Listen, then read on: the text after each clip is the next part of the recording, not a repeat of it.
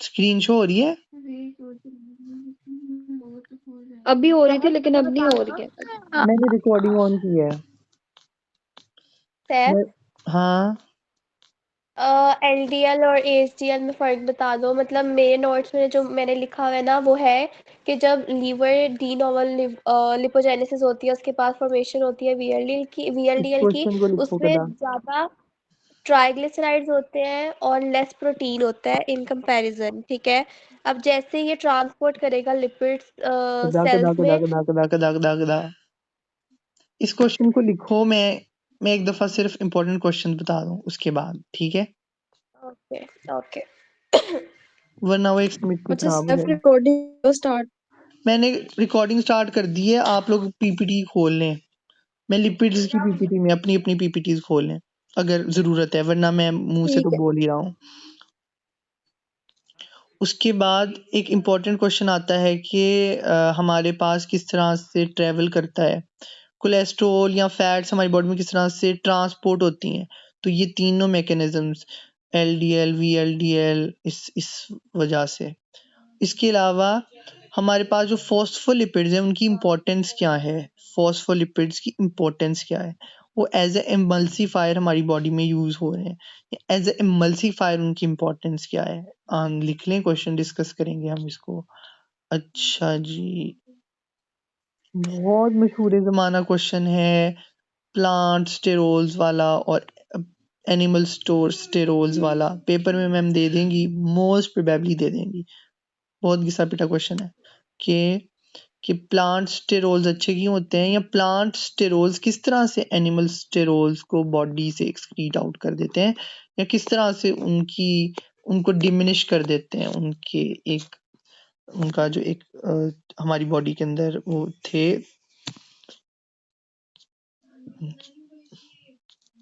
उसके बाद रोल आ सकता है एल कैट का, लिपोप्रोटीन लाइपेज का, हेप्टिक लाइपेज का, मोबिलाइजिंग लाइपेज का।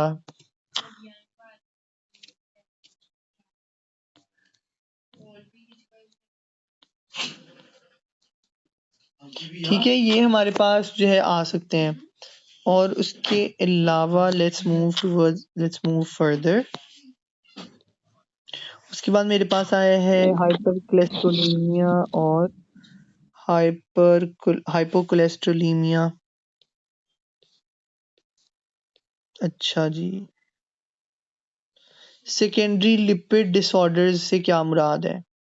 ठीक है, यहाँ पर स्टेटमेंट आ सकती है secondary lipid disorders are those arising as a consequence of a disease drug treatment. और ये स्टेटमेंट भी आ सकती है, तो इसके नीचे आपने बस वो सेकेंडरी लिपिड डिसऑर्डर्स लिखने, जिसपे हाइपोथायरॉयडिज्म है, स्क्रीन भी शेयर कर दो।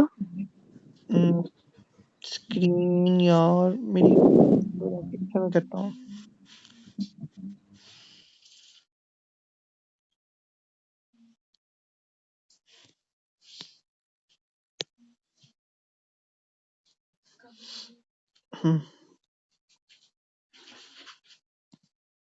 ठीक है, हो गई है, स्क्रीन शेयर हो गई है। हाँ जी हो गई है। हाँ जी हाँ जी।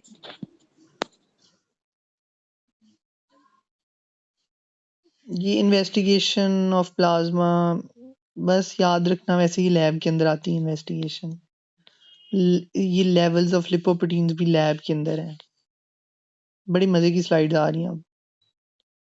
अच्छा, अब यहाँ पर मैं मेजर क्वेश्चन बताऊंगा आप लोगों को। हॉर्मोन्स के फंक्शन एक क्वेश्चन बनता है, what are the functions of hormones. उसके बाद एंडोक्राइन ग्लैंड का और एक्सोक्राइन ग्लैंड का कंपैरिजन करना है। कंपैरिजन में उनके फंक्शंस को कंपैरिजन करना है, ठीक है, ये क्वेश्चन। उसके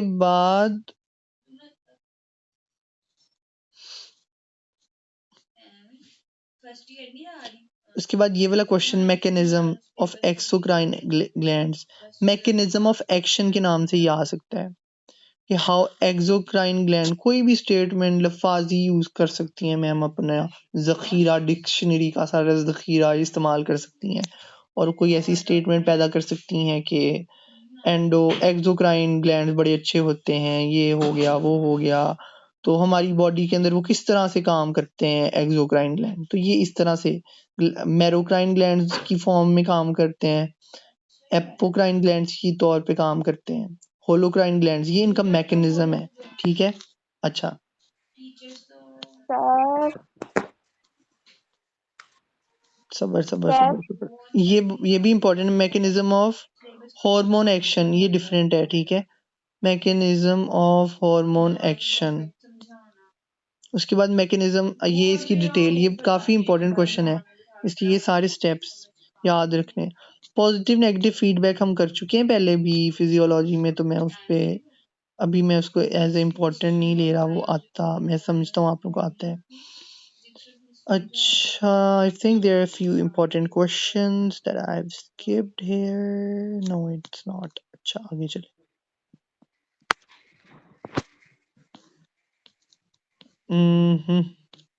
हाँ, ये सारे जितने भी हैं ये कहाँ से प्रोड्यूस हो रहे हैं, ये जितने भी हॉर्मोन्स हैं एंटीरियर लूब से प्रोड्यूस हो रहे हैं, लेकिन इनके टारगेट ऑर्गन्स क्या हैं और ये उन टारगेट ऑर्गन्स पे जाकर क्या करते हैं, ये क्वेश्चन आ सकते हैं। टारगेट ऑर्गन्स में हमने इतनी दफा कहा था इस चीज को, ऑब्वियस है आना है क्वेश्चन। एक्रोमेगाली, हाँ एक बहुत बार दोबारा obvious है। बताना इसका। यहाँ पर है कि एक सर्टेन मैम आपको हार्मोन दे देंगी, for example FSH, follicle stimulating hormone, ma'am कहेंगी किधर से प्रोड्यूस हो रहा है, टारगेट ऑर्गन क्या है और टारगेट ऑर्गन पर जाकर ये क्या बना रहा है, ये इस तरह। उसके बाद बहुत ऑब्वियस क्वेश्चन है, सबको पता है, 3 डिफरेंस मैम ने क्लास में लिखवाए हुए हैं, पेपर में आना ही आना है, पक्का ठक्का सवाल है। एक्रोमेगाली और गिगैंटिज्म में क्या फर्क है, अगर किसको नहीं आता तो हम क्लास में डिस्कस कर लेंगे। कुशन डिजीज आ जाती है हमारे पास, और ड्वार्फिज्म मैं नहीं इसको डिस्कस करूंगा। हाँ, बहुत इंपॉर्टेंट, हाइपर प्रोलैक्टिनीमिया। हाँ, प्रोलैक्टिनोमा की वजह से हाइपर प्रोलैक्टिनीमिया किस तरह हो रही है, स्ट्रेस की वजह से हाइपर प्रोलैक्टिनीमिया किस तरह हो रही है, हाइपोथायरॉयडिज्म की वजह से हाइपर प्रोलैक्टिनीमिया किस तरह हो रही है, और एन ओव्यूलेशन की वजह से हाइपर प्रोलैक्टिनीमिया किस तरह हो रही है, ये जानना है। और इसका छोटे छोटे इन चारों के छोटे छोटे मैकेनिज्म्स हैं, ठीक है, वो समझ लेंगे हम, वो मैंने नोट किए हुए हैं। ओके, ये क्वेश्चन आ सकते हैं। उसके बाद कुशिंग्स डिजीज, अच्छा जी, उसके बाद पोस्टीरियर लूप की तरफ आ जाते हैं। बड़ा मजेदार सवाल है ये वाला, कि आपकी बॉडी के अंदर मैम कहेंगी बंदा है पानी नहीं पी रहा, ये वो है, उसको क्या हो रहा होगा, मैम कहेंगी उसको ये देखो उसकी ड्राई स्किन है, उसको डिहाइड्रेशन है, इरिटेबिलिटी है। मैम कहेंगी आइडेंटिफाई करो कौन सी बीमारी है, फिर उस बीमारी का मैकेनिज्म बताओ, ठीक है। और हाँ, खैर बीमारी तो पहले लगेगी। मैम कहेंगी इसकी फिजियोलॉजी बताओ, फिजियोलॉजी में नॉर्मल फंक्शनिंग आ जाएगी इसकी, और पैथोफिजियोलॉजी के अंदर उसकी एबनॉर्मल फंक्शनिंग, मतलब ये फिजियोलॉजी भी पूछ सकती है, पैथोफिजियोलॉजी भी पूछ सकती है उसकी एबनॉर्मल फंक्शनिंग, इट डिपेंड्स। लेकिन मैंने आपको एक थोड़ा सा अंदाजा दे दिया है, गैस दे दिया है कि किस तरह से क्वेश्चन बन सकता है। उसके बाद ये जो ट्रीटमेंट लिखा हुआ है ना, ये ट्रीटमेंट ऑक्सीटोसिन डिसफंक्शनिंग का है। ऑक्सीटोसिन डिसफंक्शनिंग बहुत रेयर होती है, तो उसी वजह से ये लिखा हुआ है सर्जरी करें, ये वो करें। ये ऑब्वियसली डायबिटीज इंस्पायर्स का ट्रीटमेंट नहीं लिखा हुआ, सर्जरी नहीं करते उसके अंदर, और इतनी कोई खास मेडिटेशन भी नहीं देते। यहाँ तक कि अगर बंदे को वॉमिटिंग वगैरह हो रही है तो फिर ड्रिप्स वगैरह देते हैं फ्लूइड बैलेंस करने के लिए। उसके बाद डिफरेंस आ जाएगा T3 और T4 के अंदर। उसके बाद आ जाएगा फिजियोलॉजी बताएं जी कैल्सिटोनिन की। कैल्सिटोनिन बहुत इंपॉर्टेंट ऑर्गन्स है, कैल्शियम के मेटाबॉलिज्म को जो है ये ना बड़ा अच्छा रेगुलेट करता है। पूछ लेंगे कैसे करता है, ये बताना पड़ेगा, डिस्कस कर लेंगे कैसे करता है। उसके बाद फिर इसका कंट्रोल ऑफ थायराइड, कुछ नहीं लिखा है, ये तो कोई बहुत ज़्यादा खास बात नहीं है कि ये थायराइड हार्मोन किस तरह से कंट्रोल होते हैं, बहुत सिंपल है। हो सकता है आप लोगों में से किसी की ये प्रेजेंटेशन भी हो और उनको बहुत अच्छी आती भी हो, लेकिन हमें नहीं आती, हमारी नहीं है ये। उसके बाद हाइपोथायरॉयडिज्म आ जाता है। इसमें आप लोगों ने सारी चीज़ों पे ऑलमोस्ट फोकस रखना है, कॉजेज़ पे, और ये जो लिखा हुआ है 5 पॉइंट्स रेड वाले, इनमें सिम्पटम्स पे। ये आप इस तरह ना याद करो, ये हाइपोथायरॉयडिज्म और हाइपरथायरॉयडिज्म ना चुप करके कंपैरिजन याद कर लो और यहाँ से ही सारे क्वेश्चन जनरेट होंगे। हाइपरथायरॉयडिज्म में वेट लॉस क्यों हो रहा है, हाइपो में वेट गेन क्यों हो रहा है, भूख क्यों ज्यादा लग रही है हाइपर में, वहाँ भूख कम क्यों लग रही है, यहाँ पे हीट रेजिस्टेंस क्यों हो रहा है, उधर कोल्ड इंटॉलरेंस क्यों हो रही है। क्वेश्चंस भी बन जाएंगे आप लोगों के, उनके आंसर्स भी डिस्कस हम कर लेंगे, लेकिन क्वेश्चंस यहाँ से ये बन जाएंगे, ट्रैकीकार्डिया क्यों हो रहा है और उधर ब्रेडिकार्डिया क्यों हो रहा है। ठीक है, ये मेजर मेजर क्वेश्चन है। फिर यहाँ से ये सिम्टम्स याद कर लें आप इसके बस, और फिर ट्रीटमेंट के लिए आप इधर से देख लें, लेवोथायरॉक्सिन मेडिटेशन देते हैं, ये हाइपो कंडीशन में देते हैं जब कम होता है। लेवोथायरॉक्सिन आर्टिफिशियल B3 B4 को कहते हैं लेवोथायरॉक्सिन, आर्टिफिशियली B3 B4 हॉर्मोन्स हम लेते हैं। और हाइपर का डायग्नोसिस लिखा हुआ है दोनों का, वो भी डायग्नोसिस भी सेम है दोनों का, हाइपर हाइपो का, लेकिन हाइपर का इधर उन्होंने ट्रीटमेंट नहीं लिखा तो हमने भी नहीं पंगा लेना, आगे बहुत ज़्यादा कंटेंट, बल्कि ये लिखा हुआ है, ये है जी हाइपरथायरॉयडिज्म का ट्रीटमेंट, थायराइड के ओवरऑल डिसऑर्डर्स का, तो ये भी देख लेना है यार। अब इस पीपीटी के अंदर ना ये कहीं से भी सवाल बन सकता है। अच्छा, ये सवाल काफी इंपॉर्टेंट है, ये लिखें सवाल कि B12 जो है एक वाटर सॉल्युबल विटामिन है, तो इसकी स्टोरेज क्यों होती है बॉडी के अंदर। सारे जितने भी बी ग्रुप विटामिन हैं, बी कॉम्प्लेक्स विटामिन हैं, वो वाटर सॉल्युबल हैं और बॉडी से वो फॉरन एक्सक्रीट आउट हो जाते हैं, थोड़ा सा लीवर में स्टोर होंगे थोड़े से, ठीक है, आर्जी तौर के ऊपर। लेकिन B12 क्यों यहाँ पर इस तरह से स्टोर हो रहा है, इसकी क्या मजबूरियां हैं, वो डिस्ट्रक्शन ऑफ बिलीरुबिन पेपर में आ जाएगी, आती है आप लोगों को डिस्ट्रक्शन ऑफ बिलीरुबिन, ये भी सारा आप लोगों को आता है, अभी फिजियोलॉजी का देख हटे हो। कहता है क्यूट है बड़ा इंटरेस्ट, कोई इतना खास नहीं है, सिम्टम्स है, इन्फ्लेमेशन होती है ABCD की वजह से, एसाइटीज, अगर लीवर की डिसऑर्डर की वजह से आपको कुछ हो जाता है ना, तो एसाइटीज डेवलप हो जाएंगी और इसका ट्रीटमेंट भी ज़हन में रखना। अच्छा जी, ये होगी है सारी थ्योरी, 13 मिनट में, अल्लाह का शुक्र है टाइम मैनेज हो रहा है। उसके बाद मतलब अभी हमने सिर्फ क्वेश्चन देखे हैं। सैफ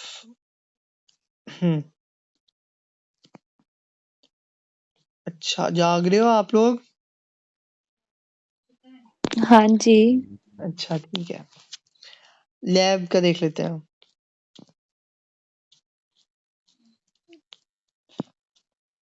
मैम को वैसे हमारे साथ ज्यादा पंगे नहीं लेने चाहिए लैब के अंदर, लैब का पेपर सिंपल ही होता है, सिंपल ही आना चाहिए, लेकिन ले लें पंगे, हम भी देख लेंगे। अच्छा, जो एक फ्लेबोटमिस्ट होता है, फ्लेबोटमिस्ट किधर गया मनूस, ये तो है ही नहीं, ये है फ्लेबोटमिस्ट। फ्लेबोटमिस्ट की ड्यूटीज ये लिखी हुई हैं, ये 1 और 2 इम्पोर्टेंट है, माइंड में रखें थॉरली।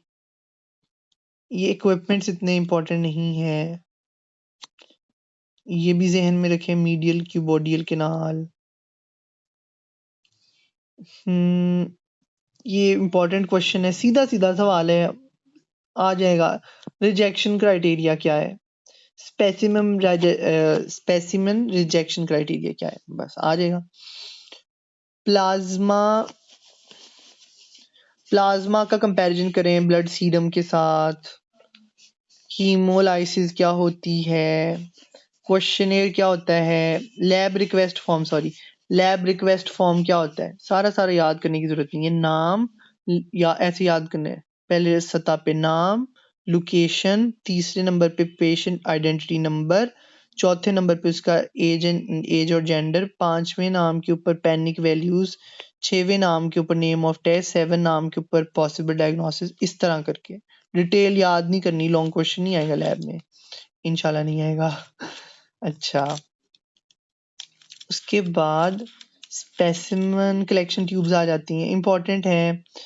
मैं आप लोग को रिकमेंड करूंगा क्योंकि हमारे बच्चे बहुत माहिर हैं माशाल्लाह, तो उन्होंने याद किए होंगे। वैसे पर्सनली मैंने नहीं याद किए थे। एंटीकोएगुलेंट्स की मैं बात करूं, याद रखिएगा कि सोडियम फ्लोराइड होता है ग्रे के अंदर, ग्लूकोज एस्टिमेशन, ग्रे इंपॉर्टेंट है, पर्पल इंपॉर्टेंट है, रेड इंपॉर्टेंट है। बस ये कर लीजिएगा। और ये सोडियम सिट्रेट, देखो ये ज्यादा एंटीकोएगुलेंट्स नहीं है। सोडियम फ्लोराइड को याद रखें, सोडियम सिट्रेट को याद रखें किधर होता है, किस में होता है और उसका इस्तेमाल क्या है। इस्तेमाल मतलब कि वो टेस्ट कौन से टेस्ट में इस्तेमाल होता है, बस ये। सिट्रेट और हेपारिन जो इजीली याद हो सकते हैं, बस ये रखें याद, दिमाग में रखें बस। अगर पूछा हुआ प्रोसीजर ऑफ प्लाज्मा प्रिपरेशन और एक में सीरम प्रिपरेशन, बहुत बुनियादी फर्क है दोनों के अंदर। एक के अंदर हमने एंटीकोएगुलेंट्स लेने होते हैं, दूसरे में नहीं लेने होते। होम्योस्टेसिस हमें सबको पता है, differentiate between primary homeostasis and secondary homeostasis.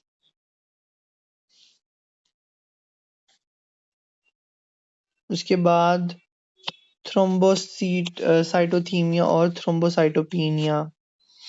Clotting disorders कौन से हो सकते हैं, वॉर्म विलीबर्न्स डिजीज में कौन सा फैक्टर एब्सेंट होता है, इसमें होता क्या है। ये इनहेरिटेड दोनों में ब्लड बहुत ज्यादा थिन हो जाते हैं, और ऊपर वाले में फैक्टर 8 एब्सेंट होता है और नीचे वाले में फैक्टर 11 भी एब्सेंट हो सकता है, फैक्टर 9 भी एब्सेंट हो सकता है। ब्लीडिंग टाइम क्या होता है, सिंपल डेफिनेशन याद रखनी है, मटेरियल याद करने की जरूरत नहीं है। प्रोसीजर आपके दिमाग में है, 30 मिनट्स, फिर 30 मिनट से फिर 30 मल्टीप्लाई करना है उसको, फिर 60 से डिवाइड करना है, बस इतना सा याद रखिएगा। अगर प्रोसीजर आ जाता है 3 मार्क्स का तो लिख देंगे आप लोग इस तरह करके कि प्रिक करते हैं, 30 मिनट्स के बाद डॉट डॉट डॉट लगाते रहते हैं, फिर डॉट जब खून बंद हो जाता है तो वो जितने भी डॉट्स होते हैं ना, पहले डॉट्स गिनते हैं कितने हैं, उसको फिर 30 से मल्टीप्लाई करते हैं उन डॉट्स को, फिर उसको 60 से डिवाइड करते हैं, फिर जो आंसर आता है वो हमारे पास क्या होता है, ब्लीडिंग टाइम होता है। ब्लीडिंग टाइम क्लॉटिंग टाइम की डेफिनेशन ये ब्लू में लिखी हुई है, क्लॉटिंग टाइम की डेफिनेशन, ठीक है, ये इंपॉर्टेंट है यार। ये ग्लाइसेमिक फूड्स के अंदर ना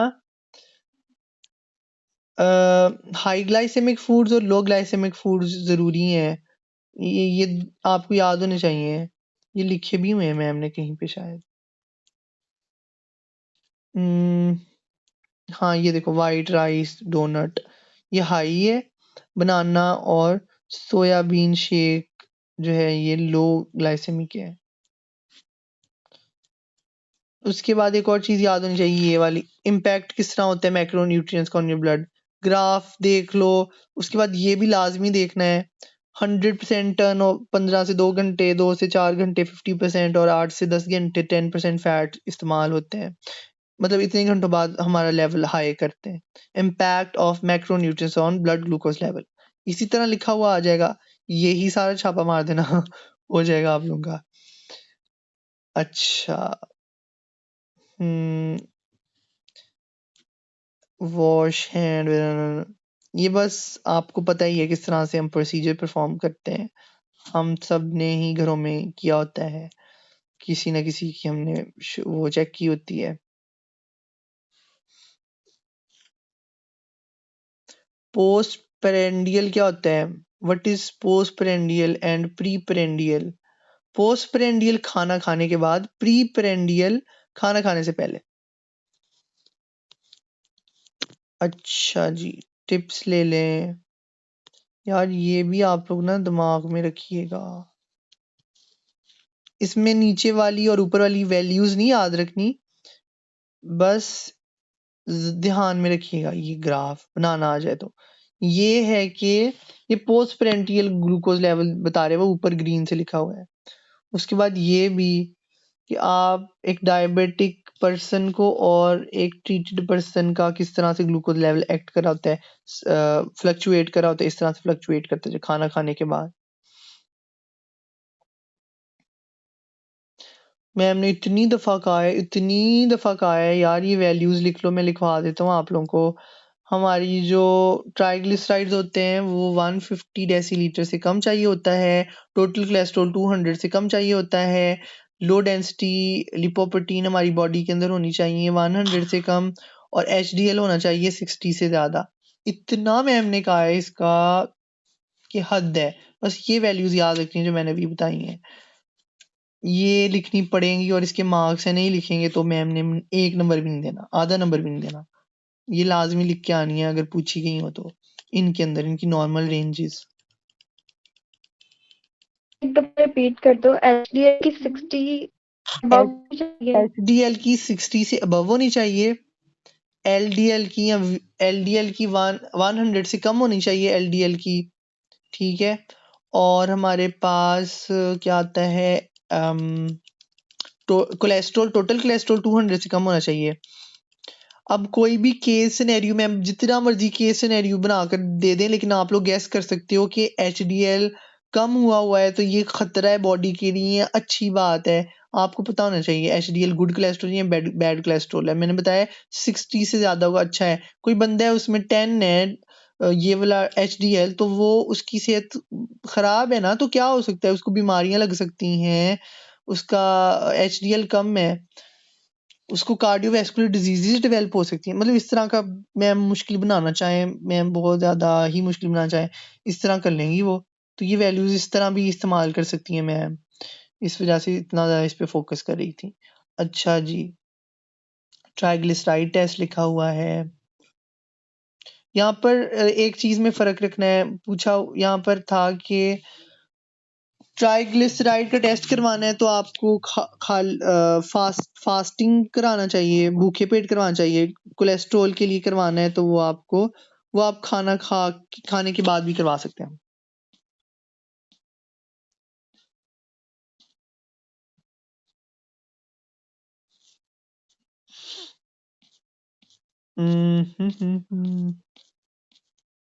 यार ब्लड प्रेशर की नॉर्मल रेंज ही तो याद रखनी है,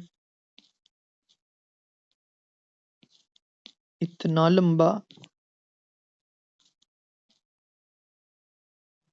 उसके बाद आपने ना ये चार्ट को देख लीजिएगा अच्छी तरह से। ये सब कुछ चार्ट बहुत लंबा है, कल का पेपर कैंसिल करवा दो। पेपर लंबा है। मैंने जो चीजें की हैं हाँ ना, वही चुप पेपर करके बहुत कर लंबा है, लेना। पेपर कैंसिल सिर्फ करवाओ। सिर्फ 10 से 15% इससे बाहर आएगा, अगर आएगा भी तो। बाकी ये सारी चीजें आएंगी, और वो कोलेस्ट्रॉल वाला जो मैंने डिस्कस किया है। लैब का अल्लाह खैर करे। मैंने ये याद किया, आप लोग भी कर लेना। अगर दिमाग खराब हो, मेरा दिमाग खराब, तो मैंने ये याद किया है। देखो कोई बंदा आ सकता है आपके पास हाई ब्लड प्रेशर वाला, तो उसको डाइट चार्ट बना के देना है, तो इस तरह से बना देना। अल्लाह करे ना आए पेपर में। मैम ने पता नहीं कितना दिमाग लगाया होगा पेपर बनाने पे। बेटा मैम हमारे लिए प्रेजेंटेशन से सवाल लिख के लाती है, फाइनल लेना है यही तो हमें। बात है। मैं सोच रही थी मैम के, मैंने क्वेश्चंस देखे, मैं कह रही थी मैम इतना टाइम निकाल कर क्वेश्चन लिखती हैं बच्चों को सही तंग करने के लिए। अब मैम ने इतना ज्यादा कहा था, मैम कहती मैं चेक ना करूं, मेरा मैम हक ने ना नहीं। कल कहती हंसना है, कहती मेरा हक नहीं लिटरली बनता, मैं मैम ने आप लोगों खड़ी को टेस्ट हंसनी करूं होना है। फाइनल में। यानी हक नहीं हमारी बनता टेस्ट इतनी करूं। बुरी हालत होनी, हमारी टेंशन से इतनी बुरी हालत होगी और मैम खड़ी हंस रही होंगी। आज तो मेरा दिन है बच्चों। देखो अगर आप लोगों के कॉन्सेप्ट नहीं क्लियर होंगे फिर तो मैम आपको फंसा सकती हैं, लेकिन अगर आपके क्लियर हैं फिर नहीं कुछ हो सकता। मैम कह रही थी कि मैंने मीट बहुत ज्यादा इजी बनाया था तो उससे थोड़ा मुश्किल बनाया मैंने फाइनल। हाँ मेरे तो मुझे क्वेश्चन भी भूल गए क्या क्या करने दिसंबर तक। मुझे पता है मैम ने जो मुश्किल बनाया है। मैम ने कॉजेज का पूछ लेना है, हाँ बताओ ये क्यों हो रहा है, इसकी वजह से ये क्यों हो गया है। सैफ, ये जितना तुम्हें कॉन्फिडेंस अभी है ना, बस यही हमें चाहिए। अल्लाह करे मेरा पेपर अच्छा हो जाए। अच्छा छोड़ो यार। इंशाल्लाह सबका अच्छा हो गया हमारा भी। ज्यादा परेशान नहीं होना लैब को देख के, ठीक है। वो प्रोसीजर देख लेना है, बीपी की नॉर्मल वैल्यूज देख लेनी है, और बंदा बेहोश हो गया है, बंदे को चक्कर आ रहे हैं, बंदे को दौरे पड़ रहे हैं, तो देखना है हाइपरटेंसिव पेशेंट में ये सिम्टम्स आते हैं या हाइपोटेंसिव में आते हैं, तो फिर उसका ट्रीटमेंट देखना है। इस पे ज्यादा फोकस मैम ने बीमारियों के ऊपर करना है, क्योंकि ये क्लिनिकल बायोकेमिस्ट्री है, यहाँ पर हमने बीमारियां देखनी होती हैं, स्ट्रक्चर वगैरह, इंट्रोडक्शन वगैरह वो हम पीछे पड़ चुके हैं। मैकेनिज्म के ऊपर ज्यादा जोर देंगी मैम, मैकेनिज्म अच्छा पे, सैफ बात सुनो। बीमारियों पे, डायग्नोसिस पे। तो इसी तरह पेपर आप लोग तैयार करो, क्योंकि इस कोर्स का ऑब्जेक्टिव ही यही है, बच्चों को असेस करनी आए बीमारियां। तो इस पॉइंट ऑफ व्यू से पेपर तैयार करना, बहुत ज्यादा फोकस करो, कोई बीमारी ना छोड़ो। कुशन डिजीज वगैरह, वो जितनी भी डिजीज हैं वो सारी एक साथ लिखो। कुशन डिजीज कंफ्यूजिंग है, और उसके साथ ग्रेव्स डिजीज है, इनमें डिफरेंशिएशन याद रहेगी कि एक में कोई चीज ज्यादा हो रही है, एक में कम हो रही है, तो इस तरह से। हाँ बताओ जुनैरा। अच्छा सैफ बात सुनो। वो एक ये तो आ जाता ना कि अगर हाइपोटेंसिव का पेशेंट आ रहा है, ठीक है, हाइपो मतलब कि जिस बंदे का ब्लड प्रेशर कम है, ठीक है, उसको तो हम जो है वो फौरन शुगर देंगे, शुगरी फूड देंगे, ठीक है। और अगर कोई हाइपरटेंशन का पेशेंट आ जाता है कि मतलब उसका बीपी बहुत ज्यादा हाई है, तो हम उसको क्या रिकमेंड करेंगे उसी टाइम पर फौरन यार उसकी कंडीशन को नॉर्मल करने के लिए? ब्लड प्रेशर वाले को मीठी चीज ही आती है। हाइपरटेंशन कह रही हूँ मैं। तो हाइपरटेंशन वाले पेशेंट को शुगरी फूड दिया जाता है। वही तो बात है, लेकिन जमाना बहुत एडवांस हो गया ना, तो हैं? लोग ये मैंने मिक्स कर दिया है हाँ जी। यार, ये क्या है हाइपोग्लाइसीमिया, इतनी टर्म? हाइपोग्लाइसीमिया कहना था। हाइ हाँ हाँ मैम ने 2 और भी क्वेश्चन लिखवाए हुए थे हाँ कि हाँ नमक बताओ। की वजह से ही क्यों ब्लड प्रेशर हाई होता है और शुगर की वजह से ही क्यों ब्लड ग्लूकोज लेवल हाई होता है। ये 2 क्वेश्चन मैम ने लिखवाए हुए हैं। Very good questions. आंसर पता है इनके? हाँ बताओ आंसर। मैं अब ये तो मुझे नहीं पता, मैम ने कहा था आप लोगों ने खुद सर्च करने। ब्लड प्रेशर से लिंक करी है मैम। मैम ने कहा था कि अगर ये सॉल्ट से ही क्यों हमारा ब्लड प्रेशर हाई होता है। चलो ये तो मुझे पता है, इसका आंसर आगे बताओ। हमें भी बता दो अभी। बताता हूँ ना, अगला क्वेश्चन बताओ। और ये कि ज्यादा मीठा खाने से ही क्यों शुगर लेवल ज्यादा होती है। ऑब्वियस बात है यार ये चलो फिर बाकी सब हमें भी लीव बता कर दिया। देना। यार। पता नहीं बाकियों की आवाज नहीं आ रही। ब्लड प्रेशर वाला इम्पोर्टेंट है। मुझे लगता है बच्चों को बहुत आता है पेपर। क्यों?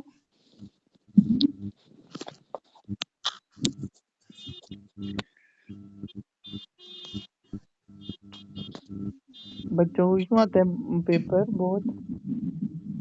मुझे लग रहा है कि बच्चों को बहुत पेपर आता है, इसलिए सारे लीव कर गए हैं, और मुझे लगता है कि मुझे बिल्कुल भी नहीं आता, मैं इसलिए अब तक बैठी। कल सबका हाल देखना, वैसे देखने वाला होगा। चलो यार, हो सकता है उनकी तैयारी मेरे से भी अच्छी हो, खैर छोड़ो। अच्छा हाँ। मैंने इतना अगर कंटिन्यूअसली स्लाइड पढ़ी है कि अब मेरी हिम्मत नहीं हो रही कि दोबारा से स्लाइड्स खोलूं और कुछ पढूं, क्योंकि मुझे ऐसा यार लग रहा है इतनी अगर मैंने मेहनत करने देखा का तो मैं बिल्कुल ये फायदा कहूंगी नहीं मुझे ये होता, भी नहीं आता, इतनी मुझे वो भी नहीं आता। इतनी मेहनत करने ये का बिल्कुल फायदा नहीं होता। मैम ने कहा था आप लोगों ने सिर्फ कॉन्सेप्ट लेना है, स्लाइड्स नहीं पढ़नी है। कहते एग्जैक्टली अगर आप लोग स्लाइड्स वगैरह एग्जैक्टली नहीं भी लिखते तो ओके है, लेकिन आप लोगों को एग्जैक्टली। कॉन्सेप्ट होना चाहिए। अब देखो आज मैं गई थी मैम के पास से पूछ के आई हूँ। जेन्युइनली याद तो मुझे ना मैंने भी किया, नॉर्मल बीपी की मतलब कि वैल्यूज, मुझे ना नॉर्मल बीपी की वैल्यूज याद नहीं है अभी।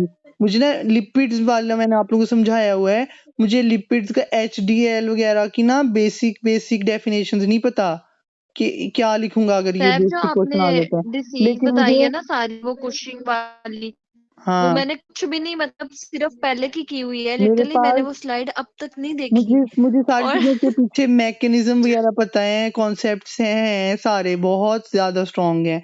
लेकिन अगर कोई जनरल क्वेश्चन आ जाता है ना, ये लॉन्ग क्वेश्चन करो या ये करो, वो मेरे से अटेम्प्ट नहीं होगा, क्योंकि वो मुझे नहीं पता, मैंने बाकी चीजों पे फोकस किया है। बच्चे क्या करते हैं, बच्चे सारे स्लाइड को इतना रटते हैं, वो कस कस के रट रहे होते हैं। कि हर चीज यकीन में करो बट उसका फायदा नहीं होता। ये रटने वाला काम आपका सिर्फ एफएससी तक चल सकता है, और वो भी बहुत मुश्किलों से, कॉन्सेप्ट ही चलता है आगे। एग्जैक्टली अब मैं वो अपना हाल रट ही बता रहा हूँ कि नहीं, जितना मुझे सिलेबस है रटो ना ये। हाँ। अच्छा गाइस टाइम वेस्ट नहीं करते, मैंने बहुत ज्यादा इंपॉर्टेंट चीजें लिखी हुई हैं। लेट्स स्टार्ट हाँ, discussing. First of all your अच्छा क्वेश्चन, जो पहले क्वेश्चन मैं आंसर दे किए दूं हैं ना वही इसका। करवाने लगे हो? नहीं नहीं, वो तो मैंने किए हैं, अभी तो इम्पोर्टेंट वो प्रेजेंटेशन वाली स्लाइड का मैंने इतना ज्यादा लिखा हुआ है यार। सबसे पहले तो वो हमने अपनी वो करनी है, ब्लड प्रेशर किस तरह से होता है, सार्स वाली।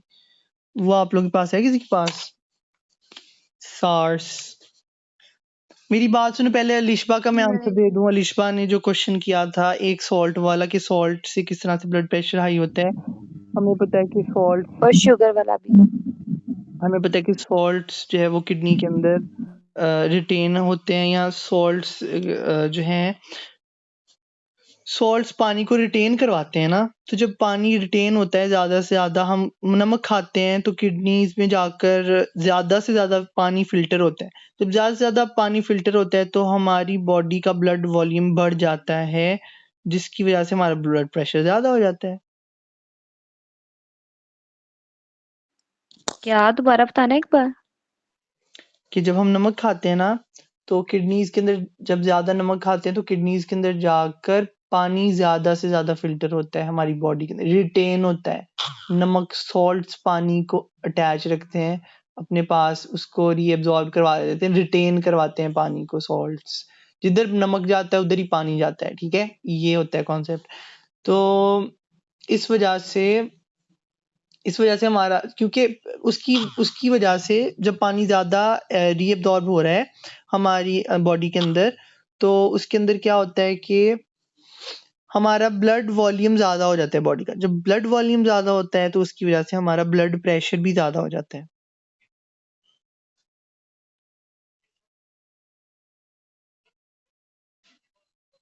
और जो ठीक है, आ गई और समझ। जो ग्लूकोज वाला क्वेश्चन किया ना, उसमें दो डिफरेंट राय हैं। मतलब अगर हम ना हाइपर ग्लाइसेमिक फूड लेंगे, जो कि सिंपल शुगर्स हैं, वो हमारा ग्लूकोज लेवल फौरन से, क्योंकि वो जल्दी ब्रेक डाउन हो जाएंगे, जल्दी डाइजेस्ट हो जाएंगे, तो जल्दी ब्रेक डाउन वो हमारा लेवल इंक्रीज कर देंगे।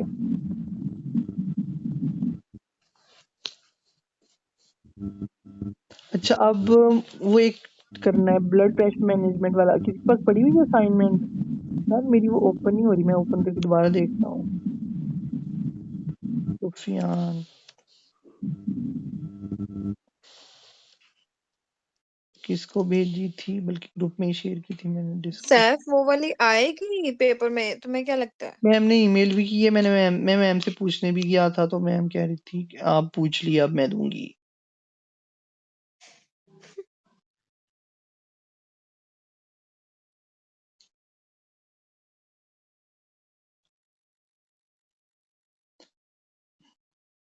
अच्छा यार अपनी कॉपीज के ऊपर ये लिख लो, मैं भी लिख रहा हूँ इसको, मैं जो बता रहा हूँ वो लिखना। जब हमारी बॉडी के अंदर ब्लड प्रेशर डाउन होता है तो लिखो B.P और एक नीचे को एरो बना दो साथ उसके। B.P, ब्लड प्रेशर जब बॉडी में डिक्रीज होगा तो क्या होगा, तो हमारी किडनी से ना रेनिन आएगा, रिनिन रिनिन रिनिन बनाएगा एंजियोटेंसिनोजेन को, ठीक है। रिनिन बनाएगा एंजियोटेंसिनोजेन, और जो एंजियोटेंसिनोजेन है ना वो कन्वर्ट होता है एंजियोटेंसिन 1 में, और जो एंजियोटेंसिन 1 होता है वो कन्वर्ट होता है एंजियोटेंसिन 2 के अंदर, जो कि ब्लड प्रेशर को राइज कर देता है। फिर एंजियोटेंसिन 2 ब्लड प्रेशर को राइज कर देता है। और किडनी क्या करती है, किडनी सोडियम को रिटेन करवाती है, ठीक है।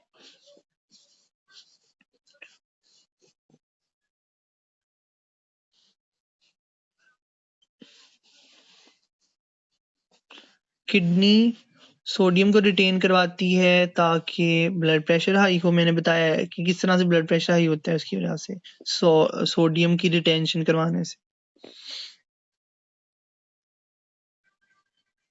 यार ये मेरे पास लिखा हुआ है, मैं एक दफा पढ़ के बता देता हूँ आप लोगों को। When the blood pressure decreases renin splits angiotensinogen into angiotensin 1। उसके बाद है angiotensin is an active compound convert into active angiotensin 2 by ACE। ये ACE है एंजियोटेंसिन कन्वर्टिंग एंजाइम्स। मैं आपको बल्कि ग्रुप में तस्वीर भेज रहा हूँ, ठीक है। ये सही होगा, आपको इस तरह समझ शायद ना आ रही हो। ओके ओके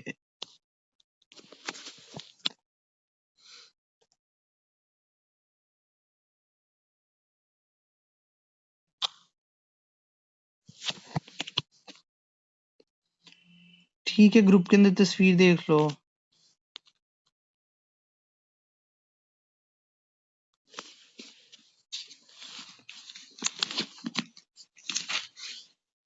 लिख लिया आप लोगों ने ये?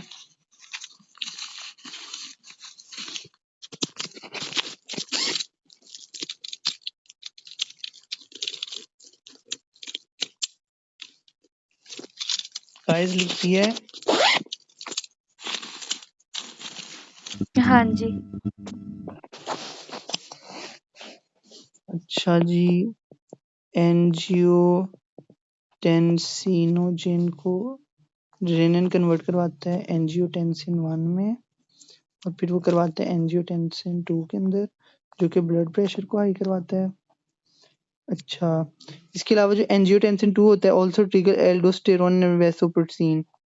एल्डोस्टेरोन और वैसोप्रेसिन, सही हो गया। ओके डन, चलें। अच्छा, अब क्वेश्चन पूछो मेरे से अगर किसी ने पूछना है, वरना मैंने कुछ इम्पोर्टेंट चीजें बतानी है।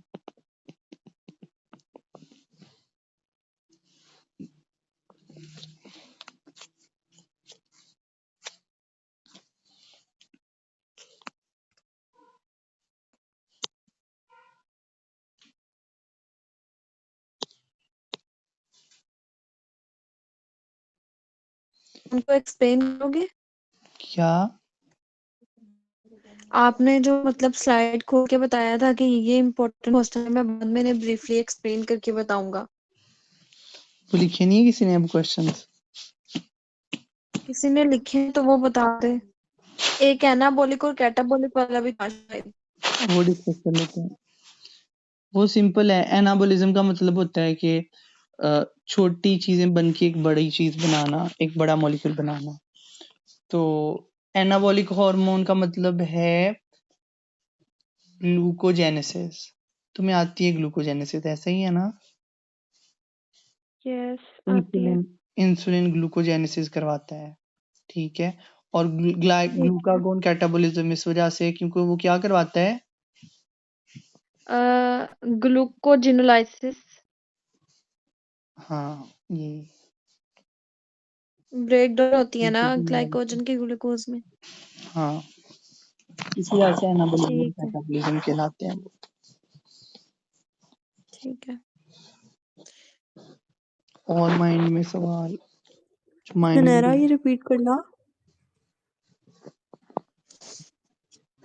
ये क्या ग्लूकोनियोजन था? नहीं लिख रहा था।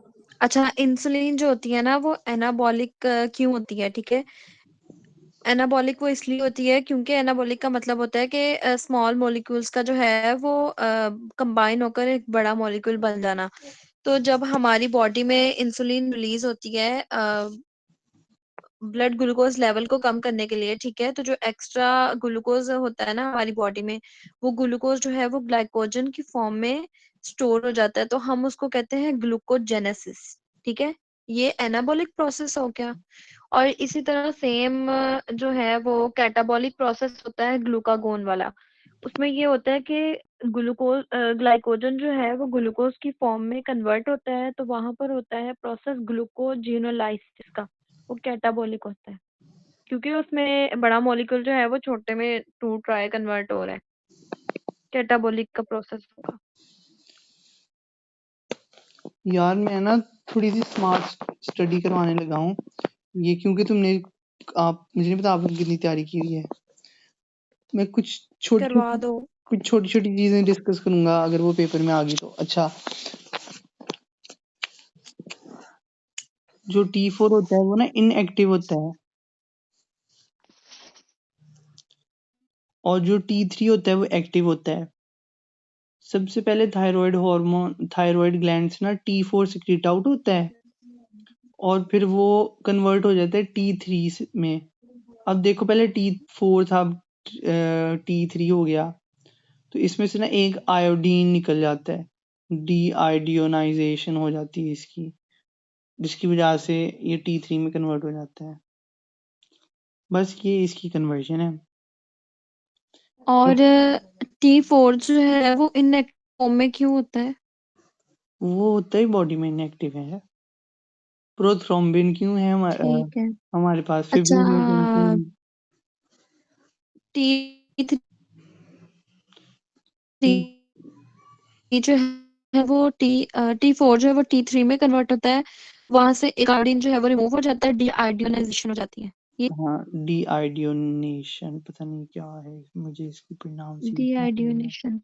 हाँ, ठीक अच्छा, है। थायराइड ग्लैंड से टोटल 3 हार्मोन निकलते हैं, T3, T4 और एक कैल्सिटोनिन है। यार इसका क्वेश्चन आ जाएगा, बहुत आसानी से आ जाएगा इसका क्वेश्चन। सैफ, फिर बताओ इसका मतलब ब्रीफली एक कैल्सिटोनिन दफा। कैल्सिटोनिन ना कैल्सिटोनिन तब रिलीज होता है जब आपकी बॉडी के अंदर कैल्शियम लेवल कम होता है। ठीक है, और आपने कहा था कि ये कैल्शियम के लेवल को रेगुलेट करता है, मैं ये बताऊंगा किस तरह करता है। हाँ, तो जब लेवल कम होगा तो फिर ये आएगा उसको रेगुलेट करने के लिए। सीधी साफ मैकेनिज्म पदरी वाई, साफ मैम बात, का वाई। वही ना, कॉम्प्लेक्स नहीं समझा रहा, सीधी साफ पदरी बातें हैं वो बताऊंगा। ठीक है, उसमें अब कैल्सिटोनिन क्या करवाता है, ये ब्लड के अंदर कैल्शियम लेवल को कम कर सॉरी ये तब रिलीज होगा जब ब्लड के अंदर कैल्शियम लेवल कम है, अब कैल्शियम लेवल ज्यादा करवाना है। ठीक है, तो क्या होगा कि किडनी किडनी को ये इनहिबिट करेगा ताकि कैल्शियम जो है वो नहीं पता नहीं क्या लिखा हुआ है, मिक्स हो गया। अच्छा चुप करो।